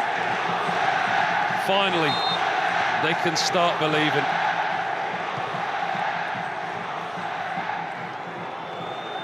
And wouldn't he love to be the one who seals the deal? That's what he came for, and it's taken him a while. But surely now, surely it's his. Simakan. Too heavy for Bouchard. All too heavy right now for Damak. Do you know what? What happened last week against Al Hilal will serve as a warning for them. They won't take this for granted now, because at one point in the game last week, we saw these celebrations. We saw exactly the same situation inside this stadium. They thought the title was won, but they got bitten, and they got bitten right at the last. And there will be players on that field now that will realise what happened last week, and they will be absolutely determined that doesn't happen again.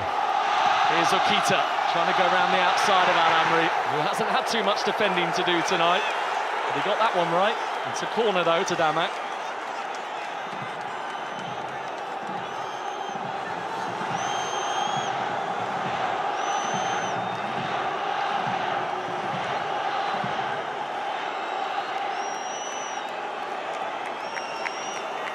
Very rarely troubled this evening, Damak. With a João Felix corner from this very quadrant brought Al Nassr a goal in the first half. Al Obeid's delivery, a good one, the header over the top. It was Bedran. Got his head on two last week in the win over Althea. Bashal at the far post, or Simakan coming back across, makes contact, concedes another corner.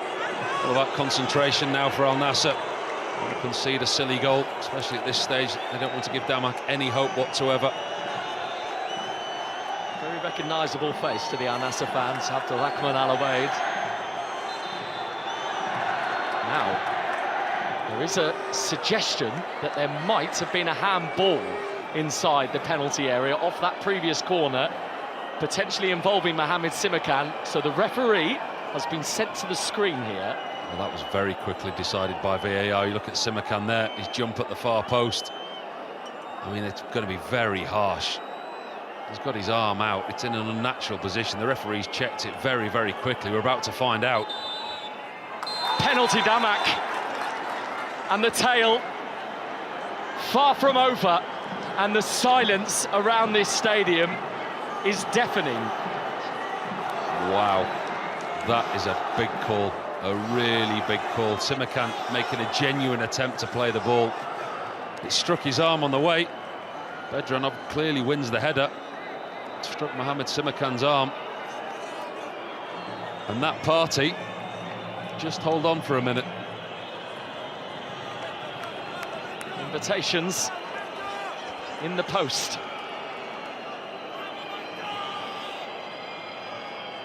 What a moment for Bento, though. If there was ever a moment for him to atone for his error last week, this is it.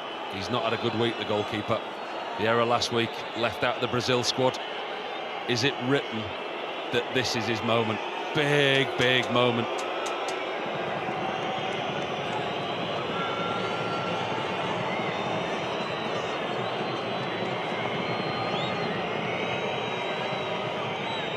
Deep breath from Morley Silla, who carries Damak survival hopes on his shoulders.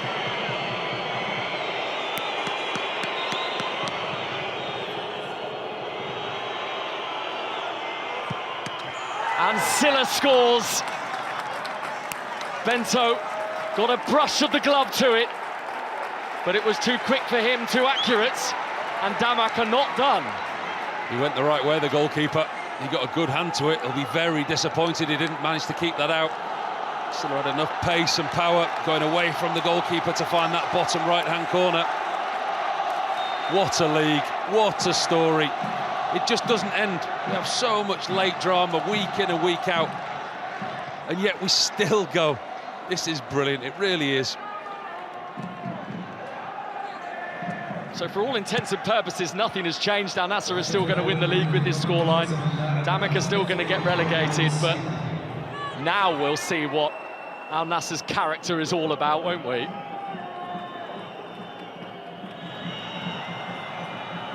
Shal is chasing. And Wضmك have come past and away with the ball, and in it goes, and Bento reached it just ahead of Arielsen, who was waiting to produce the most dramatic equaliser. That's as good as a save. That is as good as a save from Bento. I mean, at the moment, the stadium is silent, it's rocked, and Al Nassr were rocked there. Wضmك did superbly well to get down that left-hand side, ball into the box, and Arielsen thought he was tapping it into an empty net. Bento did extremely well to come out and get a big glove on that.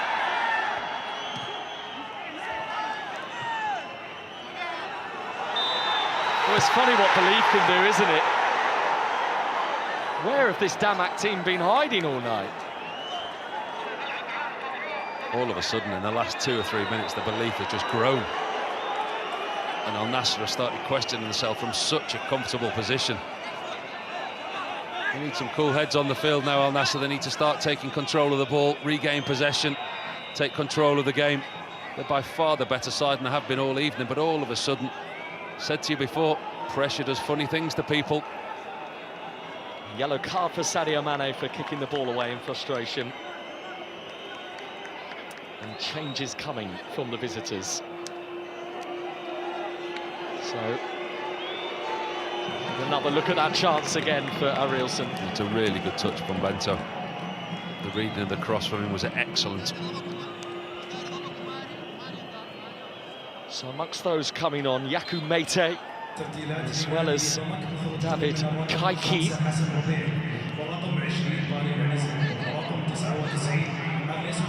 Nazi is one of the trio that's made away.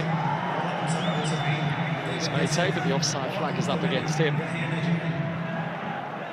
They are attacking changes, aren't they, from Fabio Carril? He's got no option. He's got the stage of the game now. He's seen that his side have got a little bit of forward impetus. He's got an opportunity now. He's made attacking changes. There will be a formation change as well, and they're going to try and have a go for this. Al Naji, the last of the three, to come off that Wضmك bench.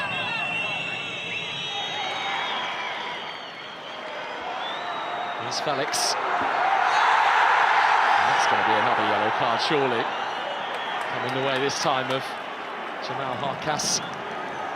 Felix far too fast for him. It's a good area of the pitch. That's exactly where Al Nassr need to be. His footwork, João Felix, very good at winning free kicks. Looks at the referee as immediately there's contact. Never thought I'd say this, but they could do with one more.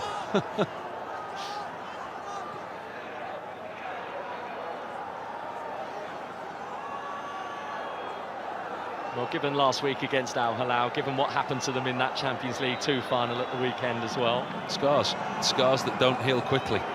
And at this stage of the game, the last thing they need to do is for this to go deep with the same scoreline, because Wضmك will carry a threat. They will go forward. They will try and get something from this game. Their survival depends on this also. Ronaldo, eyes for goal. Fires a goal!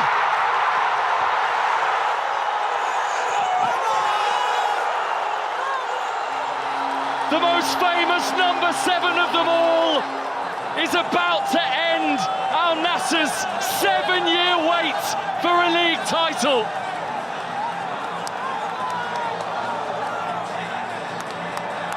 It's his stage. It just had to be his stage.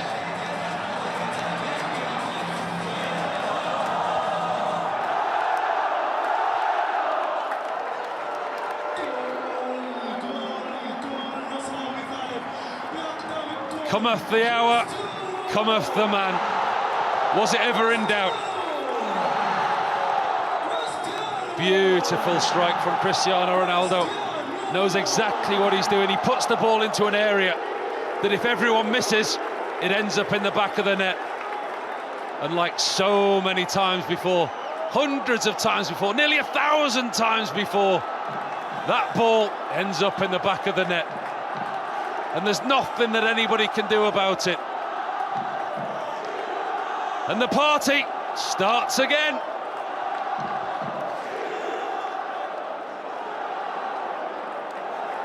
And this is what they came to see.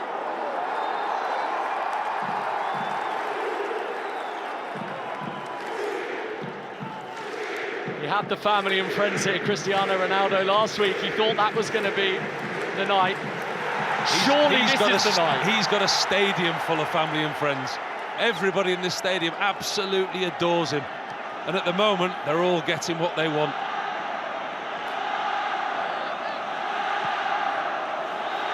One name being chanted.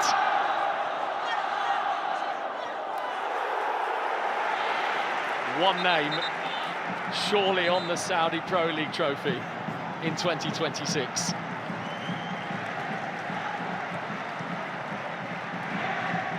That flicker of Damak belief has evaporated again. Do you know, he's had a quiet game as well. I've not really mentioned it in this game, but you give him an opportunity like that from a set play in those areas, and the intelligence, the footballing knowledge that he's got, he's put it into an area. He knows exactly what he's doing. In his mind, he's looking at the far post thinking, I'm firing this as hard and as low and as difficult to defend as I can into that far left-hand corner. I'm going to score a goal if everyone misses it. And so often, the players in the middle, because of the delivery, because of the quality, the pace and power and accuracy of the ball, so many players miss it. And that's exactly what's happened. Brilliant, just genius.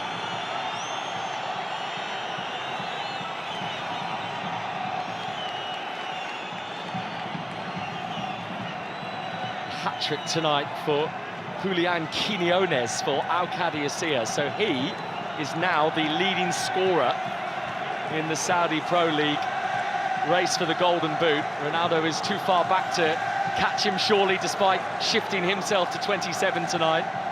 The 3 for Quinones has taken him to 33. Ivan Toney didn't score at all for Al Ahly last night in the 4 that they got in their win. So it's going to be a very pleasurable personal moment for Julian Quinones.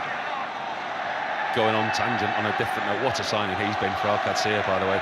The relationship they had with Aubameyang last season, this season with Retegui, he scores goals. They'll do well to keep hold of him, Al-Qadisiyah. I think there'll be a lot of admiring eyes. Alex wondering whether he was hauled over. Tackles are absolutely flying in now. Al-Nassr are motoring into every single moment, though. Al-Amri going over the top.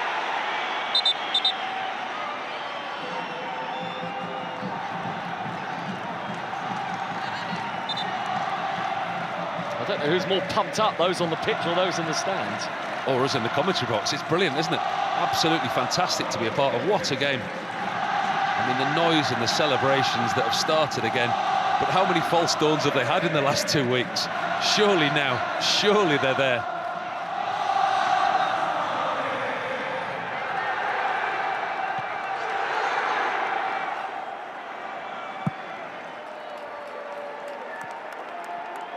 Al Hilal still leading 1-0 at Al Fayha, though in terms of the title picture, it's an irrelevant scoreline.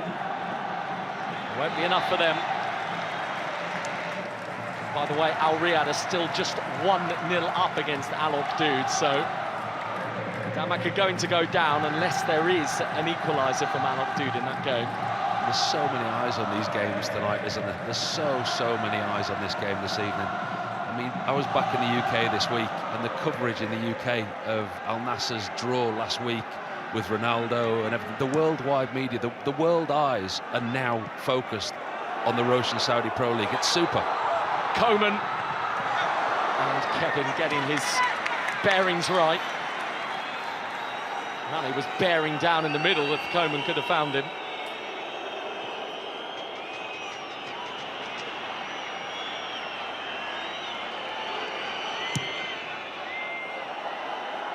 Forward it goes towards Maytek.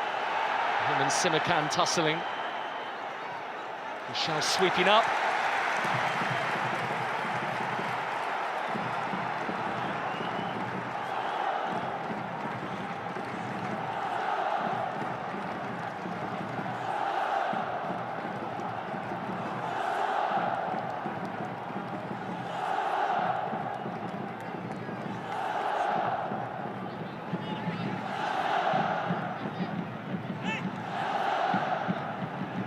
Celebrations for those in yellow. And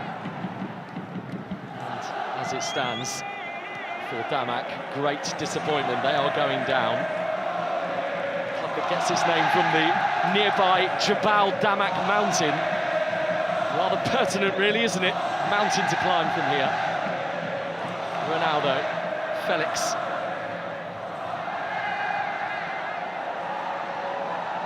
It's almost like they've had the battery pack recharged, Al Nassr. Martinez. Into the final 20 minutes. Joao Felix. Kingsley Coman. That was travelling. Kevin did well just to get his body in the way of it. I don't think that was meant for Coman. I thought that was meant for Sadio Mane. He made a really good run in behind. You look at the pass. Coman has a brilliant first touch. Gets a strike away. Far too close to the goalkeeper in the end, but it's a super first touch that allowed him the opportunity.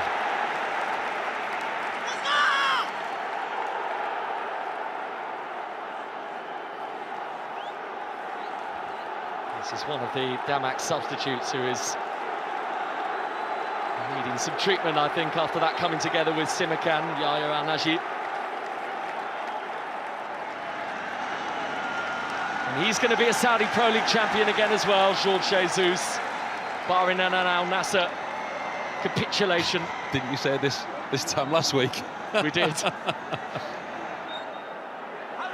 But I think it is safe to assume from here, surely, that this night is going to belong to this particular club in Riyadh. There is nothing to suggest that it won't.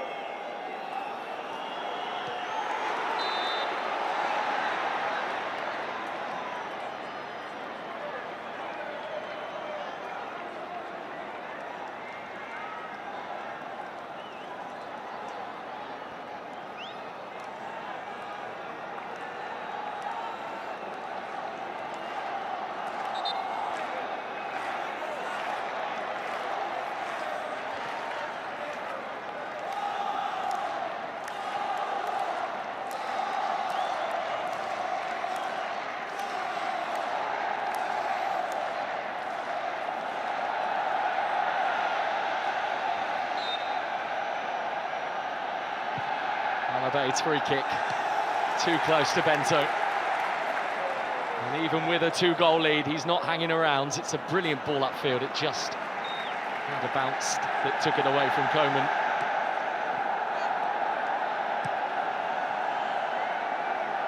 Al-Naji. 2-point lead at the top, as it was at the start of the night for Al Nassr.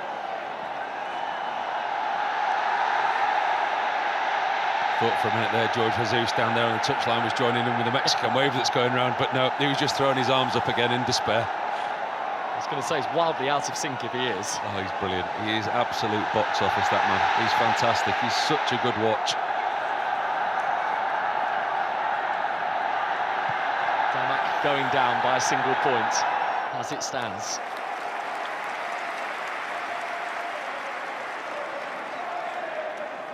Probably worth remembering that just over a decade ago they were playing in the 3rd division in Saudi Arabia, so that's the 4th tier of football in this country. They've had 3 promotions since then. It's been a rise like few others have been capable of through the years. But this is Al Nassr's night right now, and it could get even better. Coman, Ronaldo just going to have to wait. But he does wait, but he can't find the ball for Felix. Overhit that slightly, Kingsley Coman. The man with a great assist record this season, 11 to his name already. Overhit that ball there into Cristiano Ronaldo, who might have just overstretched himself trying to get on the end of it by the looks of it. Well, he will not want to leave this scene this early.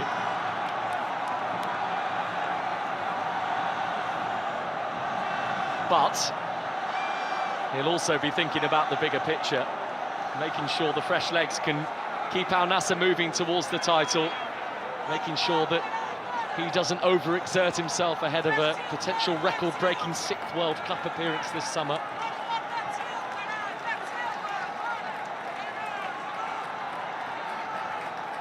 There you go. It was the pass from Kingsley Coman. Just asked too much of his captain. You see there, just slightly pulls up. He, more than anyone, knows his own body. And we saw him substituted before the end of the Al Hilal game last week. We saw those pictures of him on the in the dugout, so disappointed, and they all thought that they'd won the title. But I think there's a little bit more belief inside the stadium now. There's been belief inside the stadium all season. What a super season, Al Nassr. I think the recruitment of George Jesus as manager, a manager that has something to prove in this league.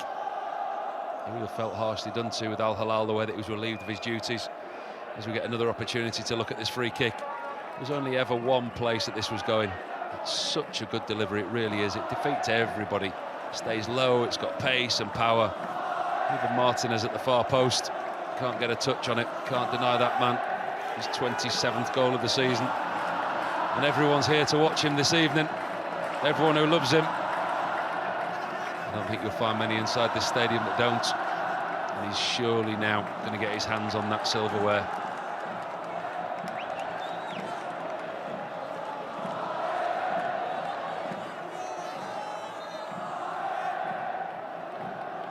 He's like a boxer, isn't he, in his corner, and the cornermen looking after him. How far ahead is he on points? Oh, I think he's just about there. I think if it was a boxing match, it may have been stopped by now.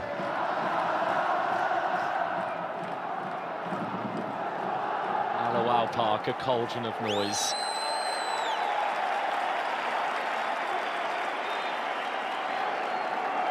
They've been waiting since 2019 for this. 15 minutes to go.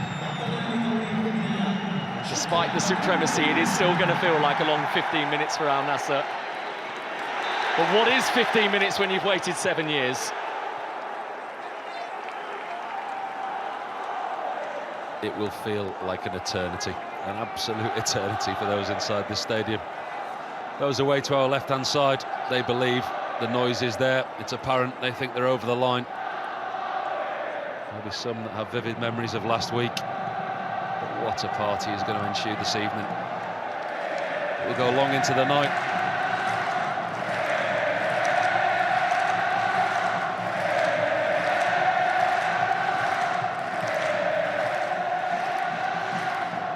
Mane's touch, Felix.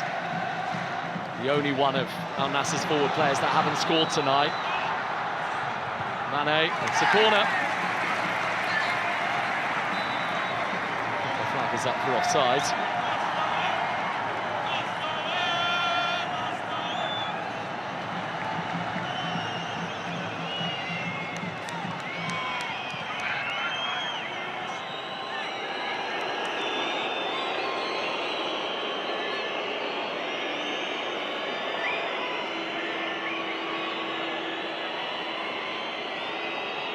Coming up to 20 to 11 in the evening in Riyadh. What time do you think people might be heading to bed tomorrow morning? Maybe 10:38 tomorrow evening. It will be a party that will live long in the memory. I'm sure we had this conversation last week and we were cut short, very short. But this does feel a little different, doesn't it? It's a 2-goal cushion right now for Al Nassr.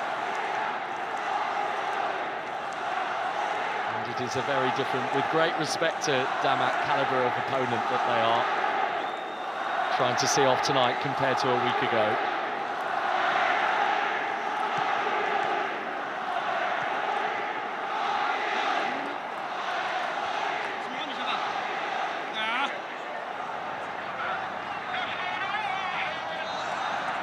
And they just managed to push it in the direction of Al-Khaibari. Yaya's going to leave it for Mane. Khaibari, as Kingsley Coman isn't going to get his shot away. Eventually the whistle does go.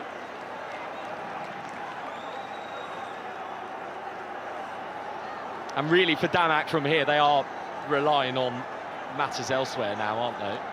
Yeah, you would suspect that their race is run here. And there's a lot of tired bodies out there. Fall back there, Housawi going down holding his left hamstring. They've almost put them into submission, Al Nassr. They've just kept going, kept plugging away. Not been pretty at times, but in a way that we talk about Al Hilal so often. They found a way, and they've had to find a way this evening, Al Nassr. Well, he's not going to be able to go on here, Sanusi Hassawi. And that is at least appears to be the indication coming from the medical staff. I think that was the universal signal for substitution.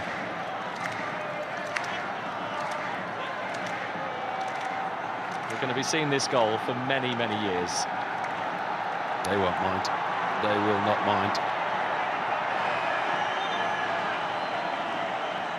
Came for a celebration last week. They've had to wait a week, but they're going to get one this evening, that is for sure. And sometimes, just sometimes, the sweetest big wins are the ones that you have to suffer pain to get towards. They wouldn't have believed you this time last week.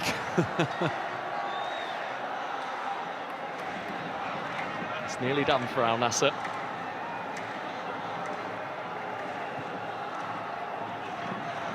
Moment Damak are playing with 10, and that's a problematic ball. There are spaces all over the place.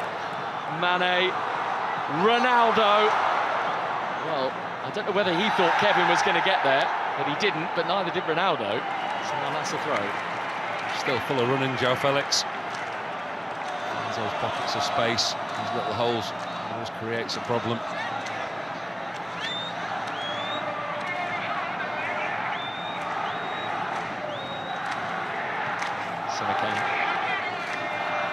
Coman. Bouchal. Ronaldo, another one! Another one for Cristiano Ronaldo.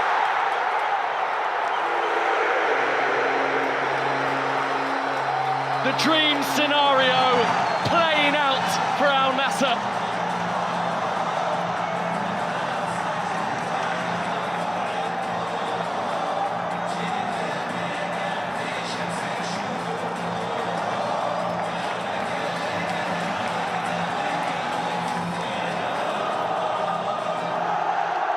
Unstoppable. This is the team that are going to win the Saudi Pro League in 2026. There you go. There is the title that you've been waiting for. Thank you very much, everybody, for coming. Signed, sealed, delivered. Really good play down the right-hand side by Bouchal. Excellent piece of wing-back play. Looks up and he sees his captain. Picks him out with a pinpoint pass, and it's the pace, it's the power, it's the precision, and that famous celebration that he can now do with a league title. Get ready for the trophy lift. You've got it.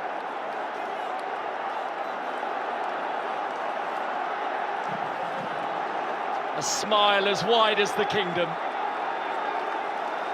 and the kingdom is his. He's fighting back the tears, Cristiano Ronaldo. I'm not sure he's fighting them back. I think they're coming. You see what it means to a player. You look at what he's achieved over his career. 41 years of age, Manchester United, Real Madrid, Juventus, 5 Ballon d'Ors, 5 Champions Leagues, 3 Premier Leagues, the international honours that he's got. Yet look what it means to him to win a league title here in the Kingdom of Saudi Arabia. He needs to get himself forward. Al Nassr are going to get another one, I think. Coman. Side flag is up.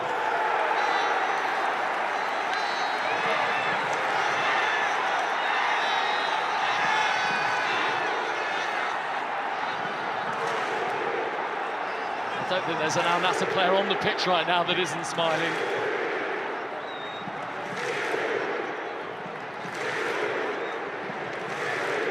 These are iconic scenes.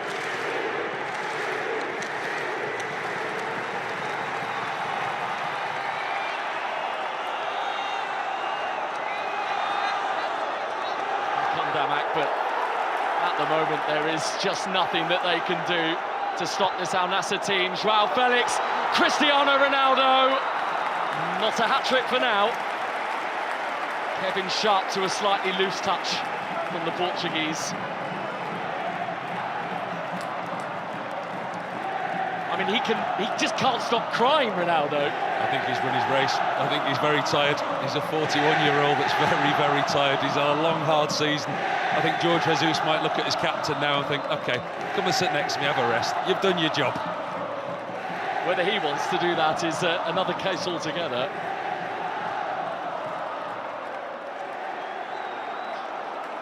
And I don't think Cristiano Ronaldo will be the only one shedding tears inside this stadium tonight, tears of pure joy. Angelo's coming on. It's not Ronaldo's number that's up, it is that of Yaya.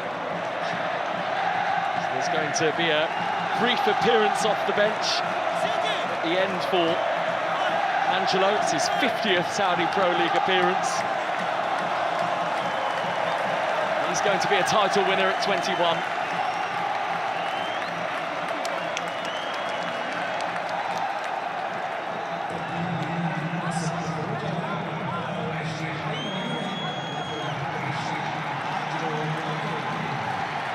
Change for Damak as well. Kita departing.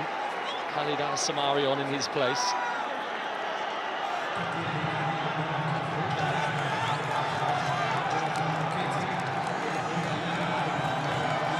He's been brilliant, hasn't he, Ayman Yaya? He's one of the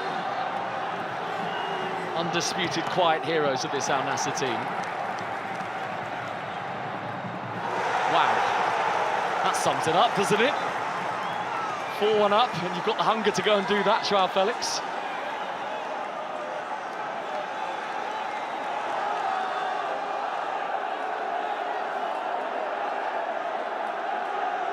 Damak corner, but the situation is beyond them. They are just in there for pride now, and in there for hope that there's an Al Oqdoud equaliser against Al Riyadh. In from Kaiki, won by Simakan, and he's there again to clear. Man of the match tonight?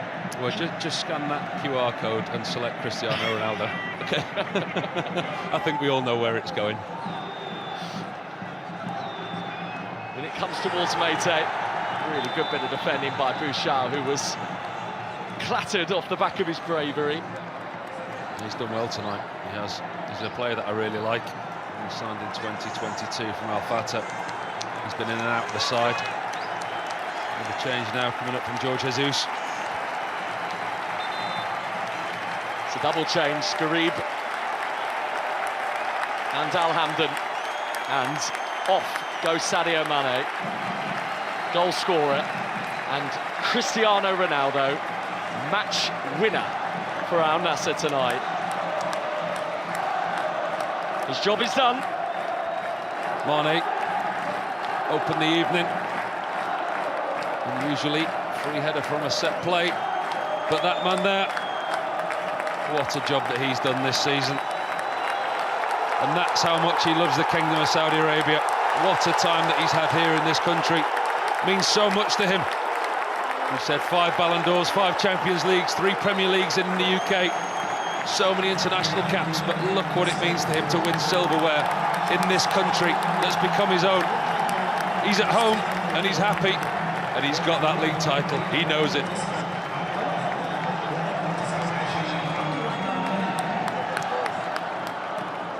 A quite remarkable reception for a quite remarkable man.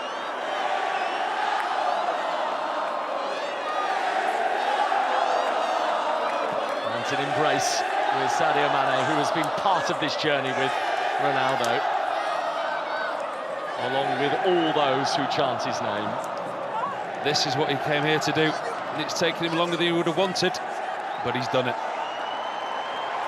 Slightly different picture from the dugout this week than last. Could barely watch, could he, a week ago, in the conclusion of that game against Al Hilal. He can soak it all up tonight, knowing that there's nothing that is going to stop Al Nassr from here. Here's Kaiki. Last 2 minutes, too close to Bento. He's had a great deal to do tonight, Bento, and that, I'm sure, will be a pleasure to him. And the tears of joy are flowing again for Cristiano Ronaldo. Can't control the emotions.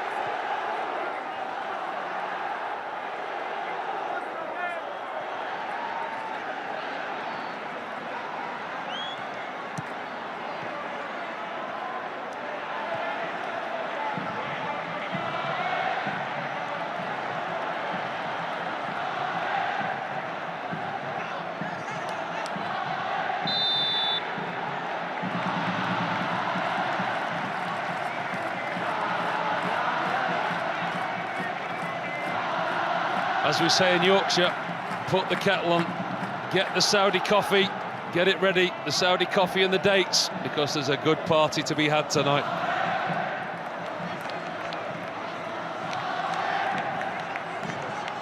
The date with destiny has arrived for Al Nassr. 60 seconds to go.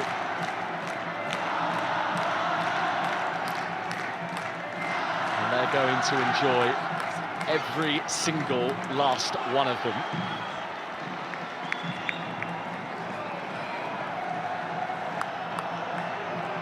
What a job Jorge Jesus has done.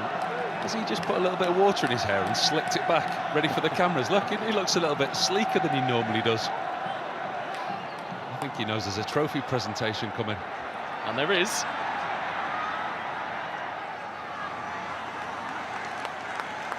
Four minutes to go. That is all that is left for Al Nassr. After all these many years of waiting, the prize is coming home.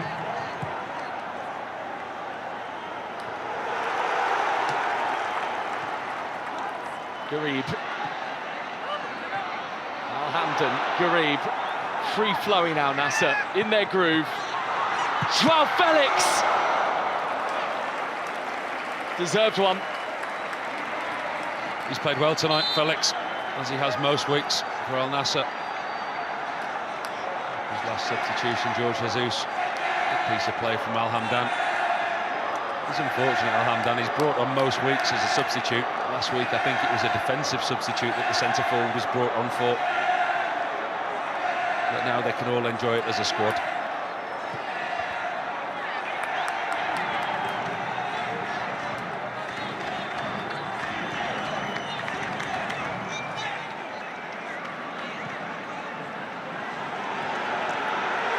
Still playing, by the way, in that game between Al Riyadh and Al Oqdoud. They are in stoppage time. It is still 1-0 to Al Riyadh.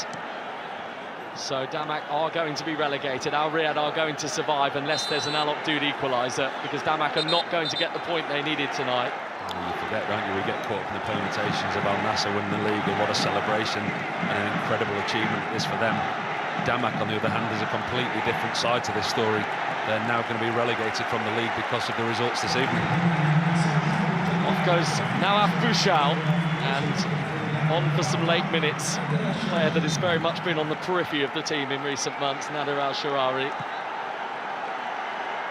In comes the Damak free kick, seen out by Martinez.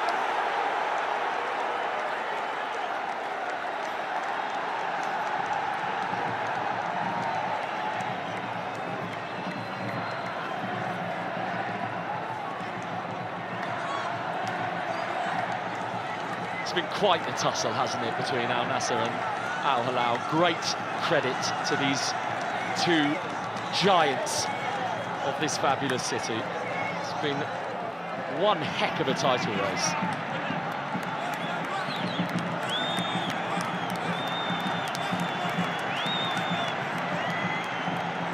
But Al Nassr are going to be the first past the finishing post. It's incredible for Al Hilal. When you look at the job that Inzaghi's done, they're going to finish second in a league that they haven't lost a game in. I mean, that's been replicated this season in the Portuguese league with Benfica and Jose Mourinho, obviously looking like he's moving on to pastures new. But to not lose a game the whole season and finish second just shows you what a winning machine that Al Nassr are. Felix, Alhamdan, Garib.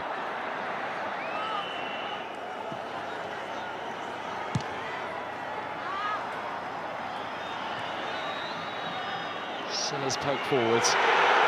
Martinez, who is lunging at everything. Al-Amri will do the same. Martinez just being told to calm down a little by one or two of his teammates. He's celebrating, kicking the ball so high into the stand they can't get it back. Look at this, look at the enjoyment. This is what everybody here has been waiting for.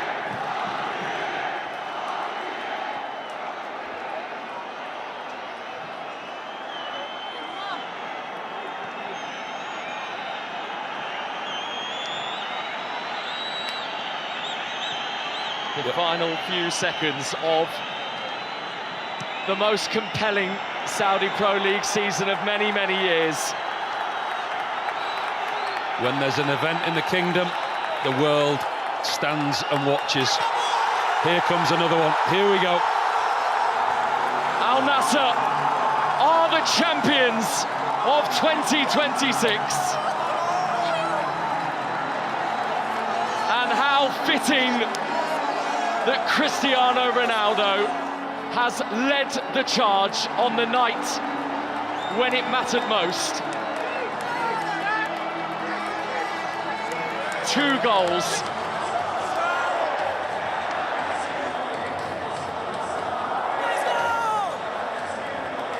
And finally, for the first time in 7 years, Al Nassr sit above them all again. This is a party that's going to go long into the night. And indeed, I imagine, is going to go on for many, many weeks in this city. Ronaldo, Riyadh, a relationship that was meant to be.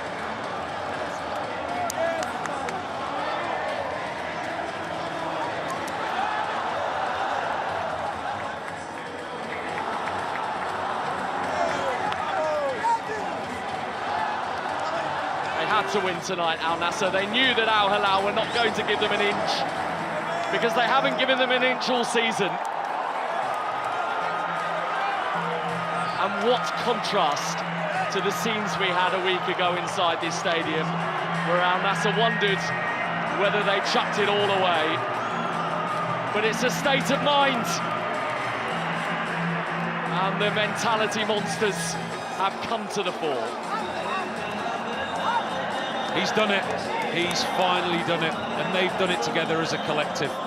Look at this stadium, the atmosphere and the surroundings of this stadium, the noise and the colour that's here to celebrate the league title finally. That's what he came to the kingdom to do, and he's done it, and you can see what it means to him. All of his honours, personally, and team honours over the years. And that man there, Jorge Jesus, deserves so much credit for what he's done with this Al Nassr side. He's not only won the league with them, but he's changed their identity, he's changed the way that they play. From pre-season, you could see a different Al Nassr. You could see a belief, you could see an intelligence in their play. 41 years of age, Cristiano Ronaldo wins yet another league title. He writes his own scripts, doesn't he? He certainly hasn't written the ending, that is for sure, because nobody knows when it'll be. Ever nearing that 1,000 goal mark. And you just see the love, the passion for the game, and the relationship that he's got with the Kingdom of Saudi Arabia. He knows why he was brought to Al Nassr, and since he's been here, the way that he's connected with the supporters, the way that he's connected with the country, everything to him is about Al Nassr. And his reaction at that final whistle, it said everything. What a big week it's been for Bento as well. He had such a terrible game last week against Al Hilal. It looked like he'd thrown away the league title. Talking to his captain there, the relief that he must have as well. The relief inside this stadium. Said at the start of the season, there was belief, there was true belief inside this stadium at the start of the season that this was going to be their year after so long. And it looked that way. They won their first 10 league games of the season, and then the drop-off came, the inevitable drop-off in form. But then the strength, the courage, the capability and the belief came back. Got towards the end of the season against Al Hilal last week, and everyone thought, oh no, that's the opportunity gone. But no, they're losing the Champions League 2 final last weekend, yet they're still here and they win the league title. That all-elusive league title they've been waiting for. You ask any of these players, and Jorge Jesus at the start of the season, which is the trophy you most want to win? They're just about to lift it.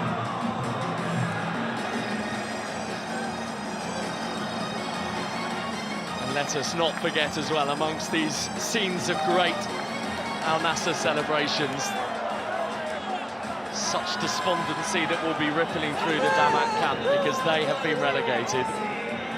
The defeat here coupled with Al Riyadh's win over Al Obdoud tonight has sent Wضmك down to the second tier. But the world has watched Cristiano Ronaldo and Al Nassr do what they needed to do tonight. And ultimately they've done it in a fitting and comprehensive manner for a title winner. Al Nassr 4, Wضmك 1.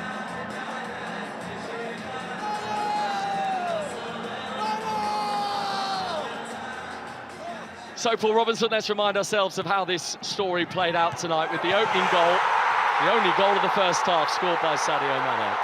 It wasn't easy for Al Nassr at times.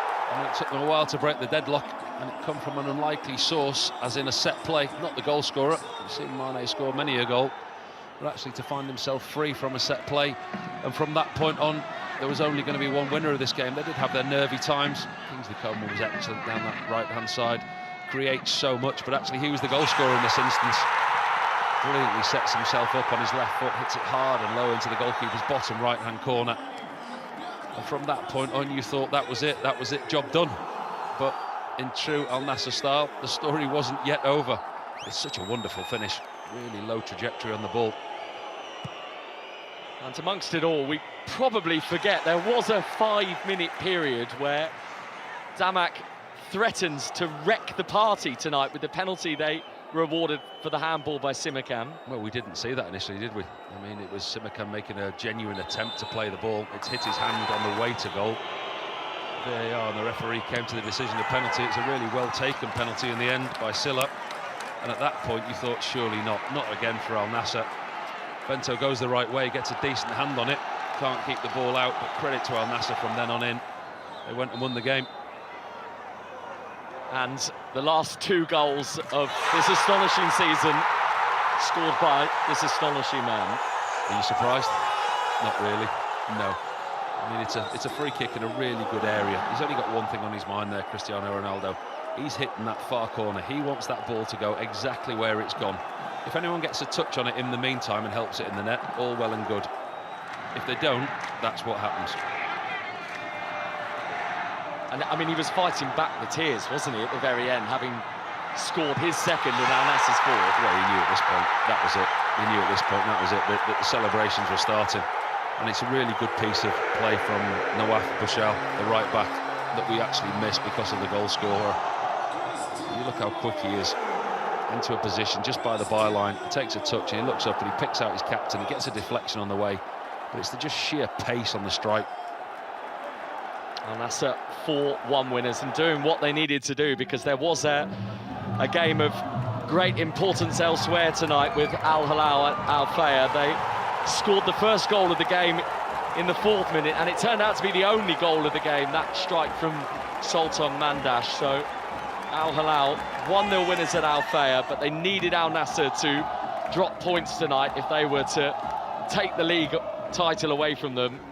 And once that news had filtered through that Al Nassr had got the job done, Al Hilal knew that it was to be the consolation prize and the desperate disappointment of a 2nd place finish for Al Hilal and Simone Inzaghi's troops. And of course there were 2 parts to the tale tonight as well. The title was to be decided, as was the final relegation place as well, and Al Riyadh escaping the bottom 3 on the final night. The winner scored by Toze after just 5 minutes, and that was enough to beat already relegated Al Oqdoud. And coupled with Wضmk's defeat at Al Nassr tonight, Al Riyadh celebrating survival. So it has been quite the night for this city, hasn't it? Wonderful scenes at the end of that day.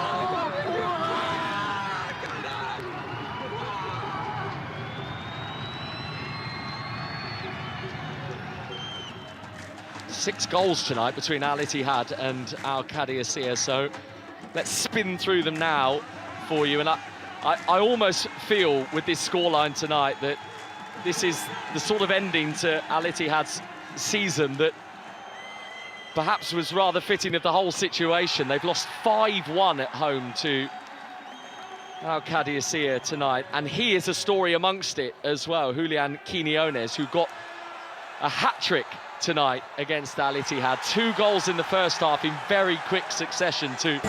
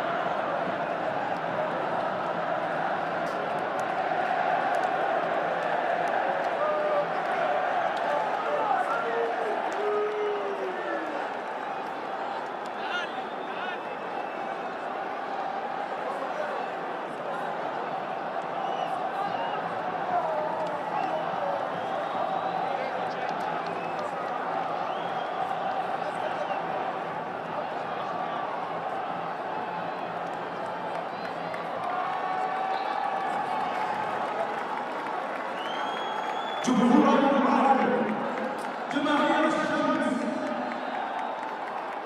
ألف مبروك الفوز بدوري روشن السعودي على النصر. هذه اللحظة المنتظرة دقائق وراح نحتفل معا وينطلق حفل تتويج نصرنا بدوري هذا الموسم.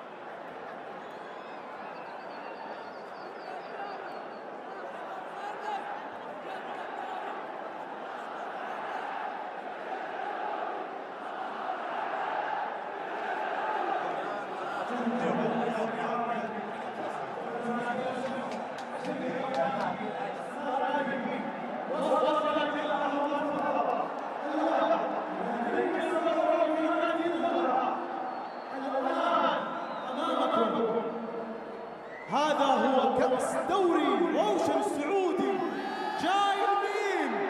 لصاحبه، جاي للبطلا، جاي للنصر، الكأس اللي تعبوا عشانه.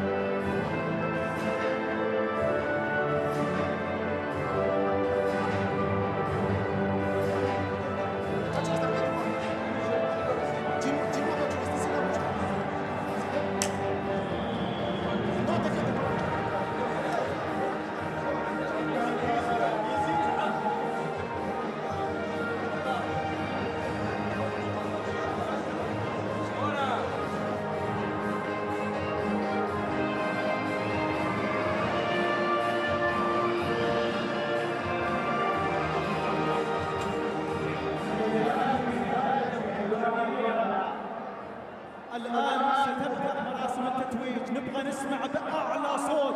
جاهزين؟ أقوى، جاهزين؟ هذه لحظتكم، وهذه اللحظة المنتظرة اللي كل نصراوي ينتظرها. هذا هو النصر اللي نعرفه، نصر اللي يحضر في المواعيد الكبيرة، نصر يصنع الفرق ويبقى التاريخ.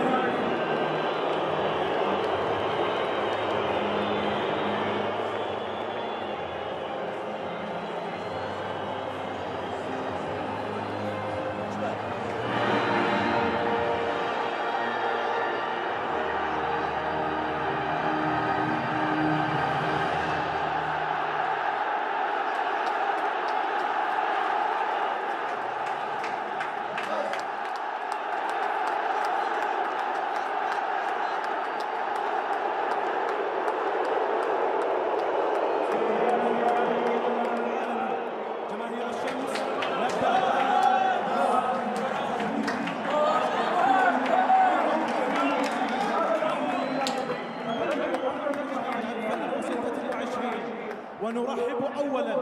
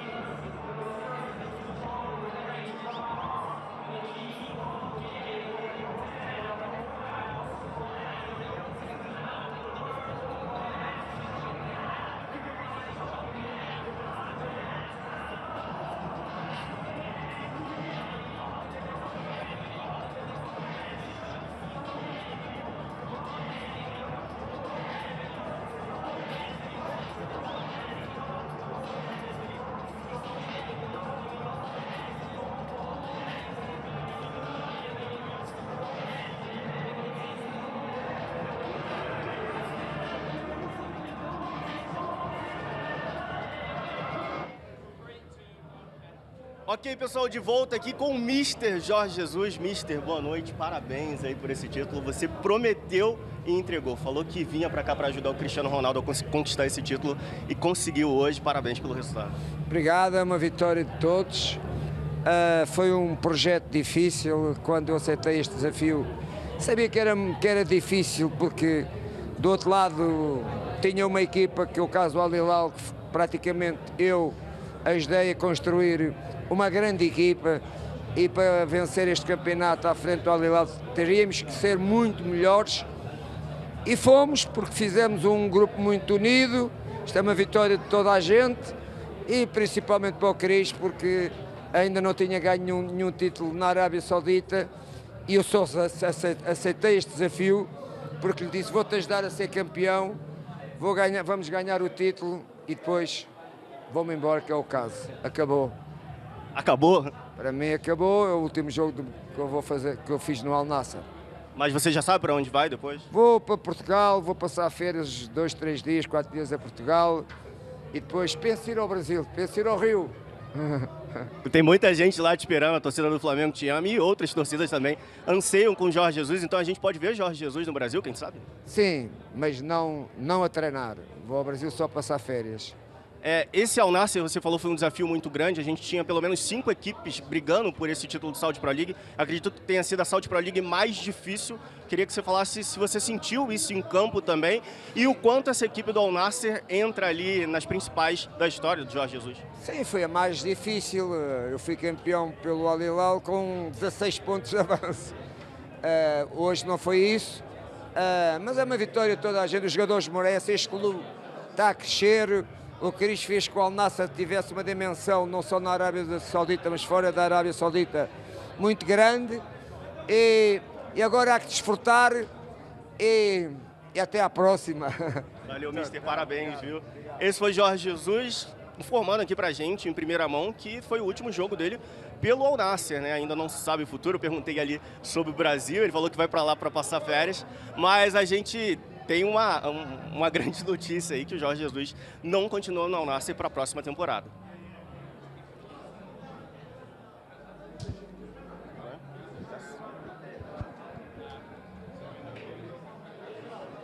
Bom.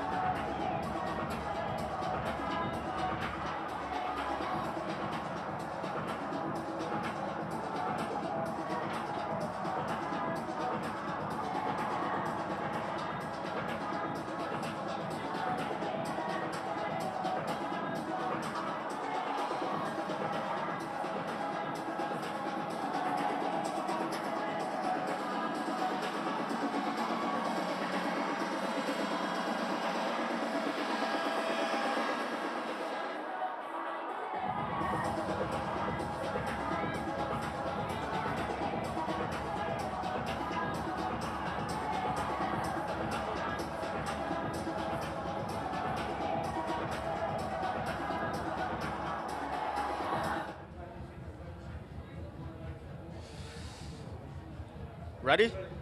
Ok, pessoal, de volta aqui com Sadio Mane. Brasil? Mane, bonsoir, felicitações. What a year for you, and champion with Senegal in Africa Championship, champion with Nasser now. How has been 2026 for you? So far, so good. So far, so good. Of course, I think nothing is easy. From the beginning, it was not easy, but hard work, keep believing, keep pushing hard every single day. In the end of the day, I got some rewards, so I'm really happy about it. Did you expect it to be one of the stars of the night? Of course, I think this is very important for each of us. Me, Coman, Cristiano, I think we show up tonight to help the team to win this title because, of course, the fans, the club expect us to do this kind of things. We did it tonight and a good, really great moment. So happy about it. How special is to make a duel with Cristiano Ronaldo, help him to win this trophy? Of course, it's great. Great player, so I won't be here to talk about Cristiano, how he did, what he did. It's just incredible. We all know about it. And we are happy to have him in our squad because, of course, he did a fantastic season with Joao Felix also.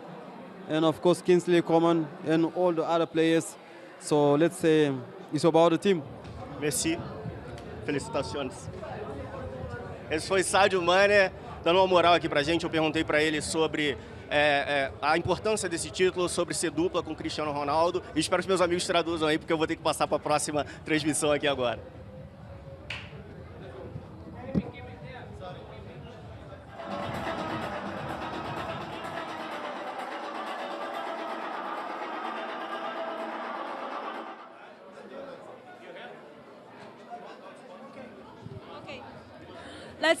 Let's talk about winning the Champions Cup.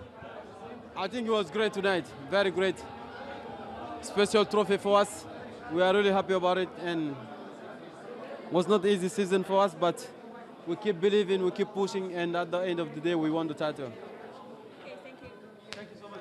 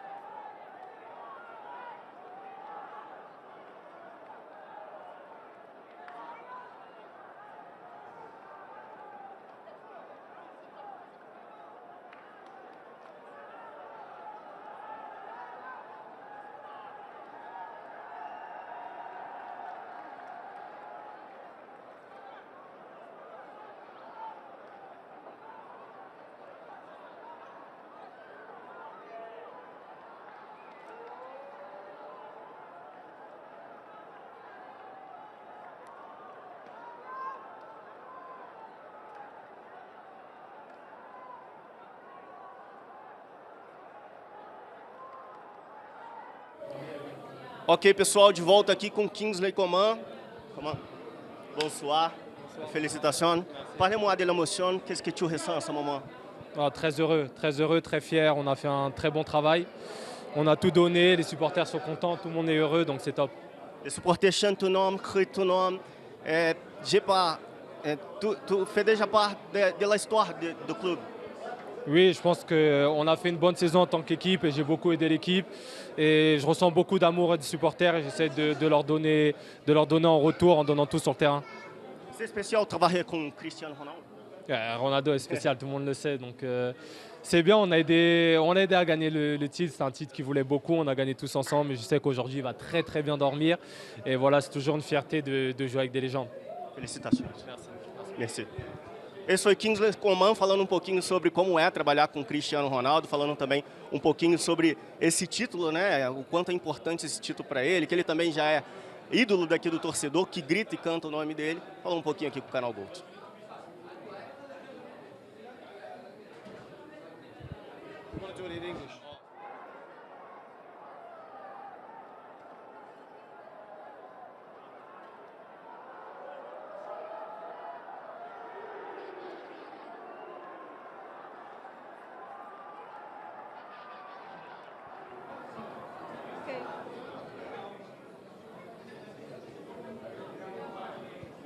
Oh, congratulations to you. Let's talk about champion. Sorry. Sorry. 3, 2, 1. Okay. 3. Congratulations to you. Let's talk about its champion. Yes, we are really happy. We did a good job today. We did a good job to the season, and we are proud to be champion.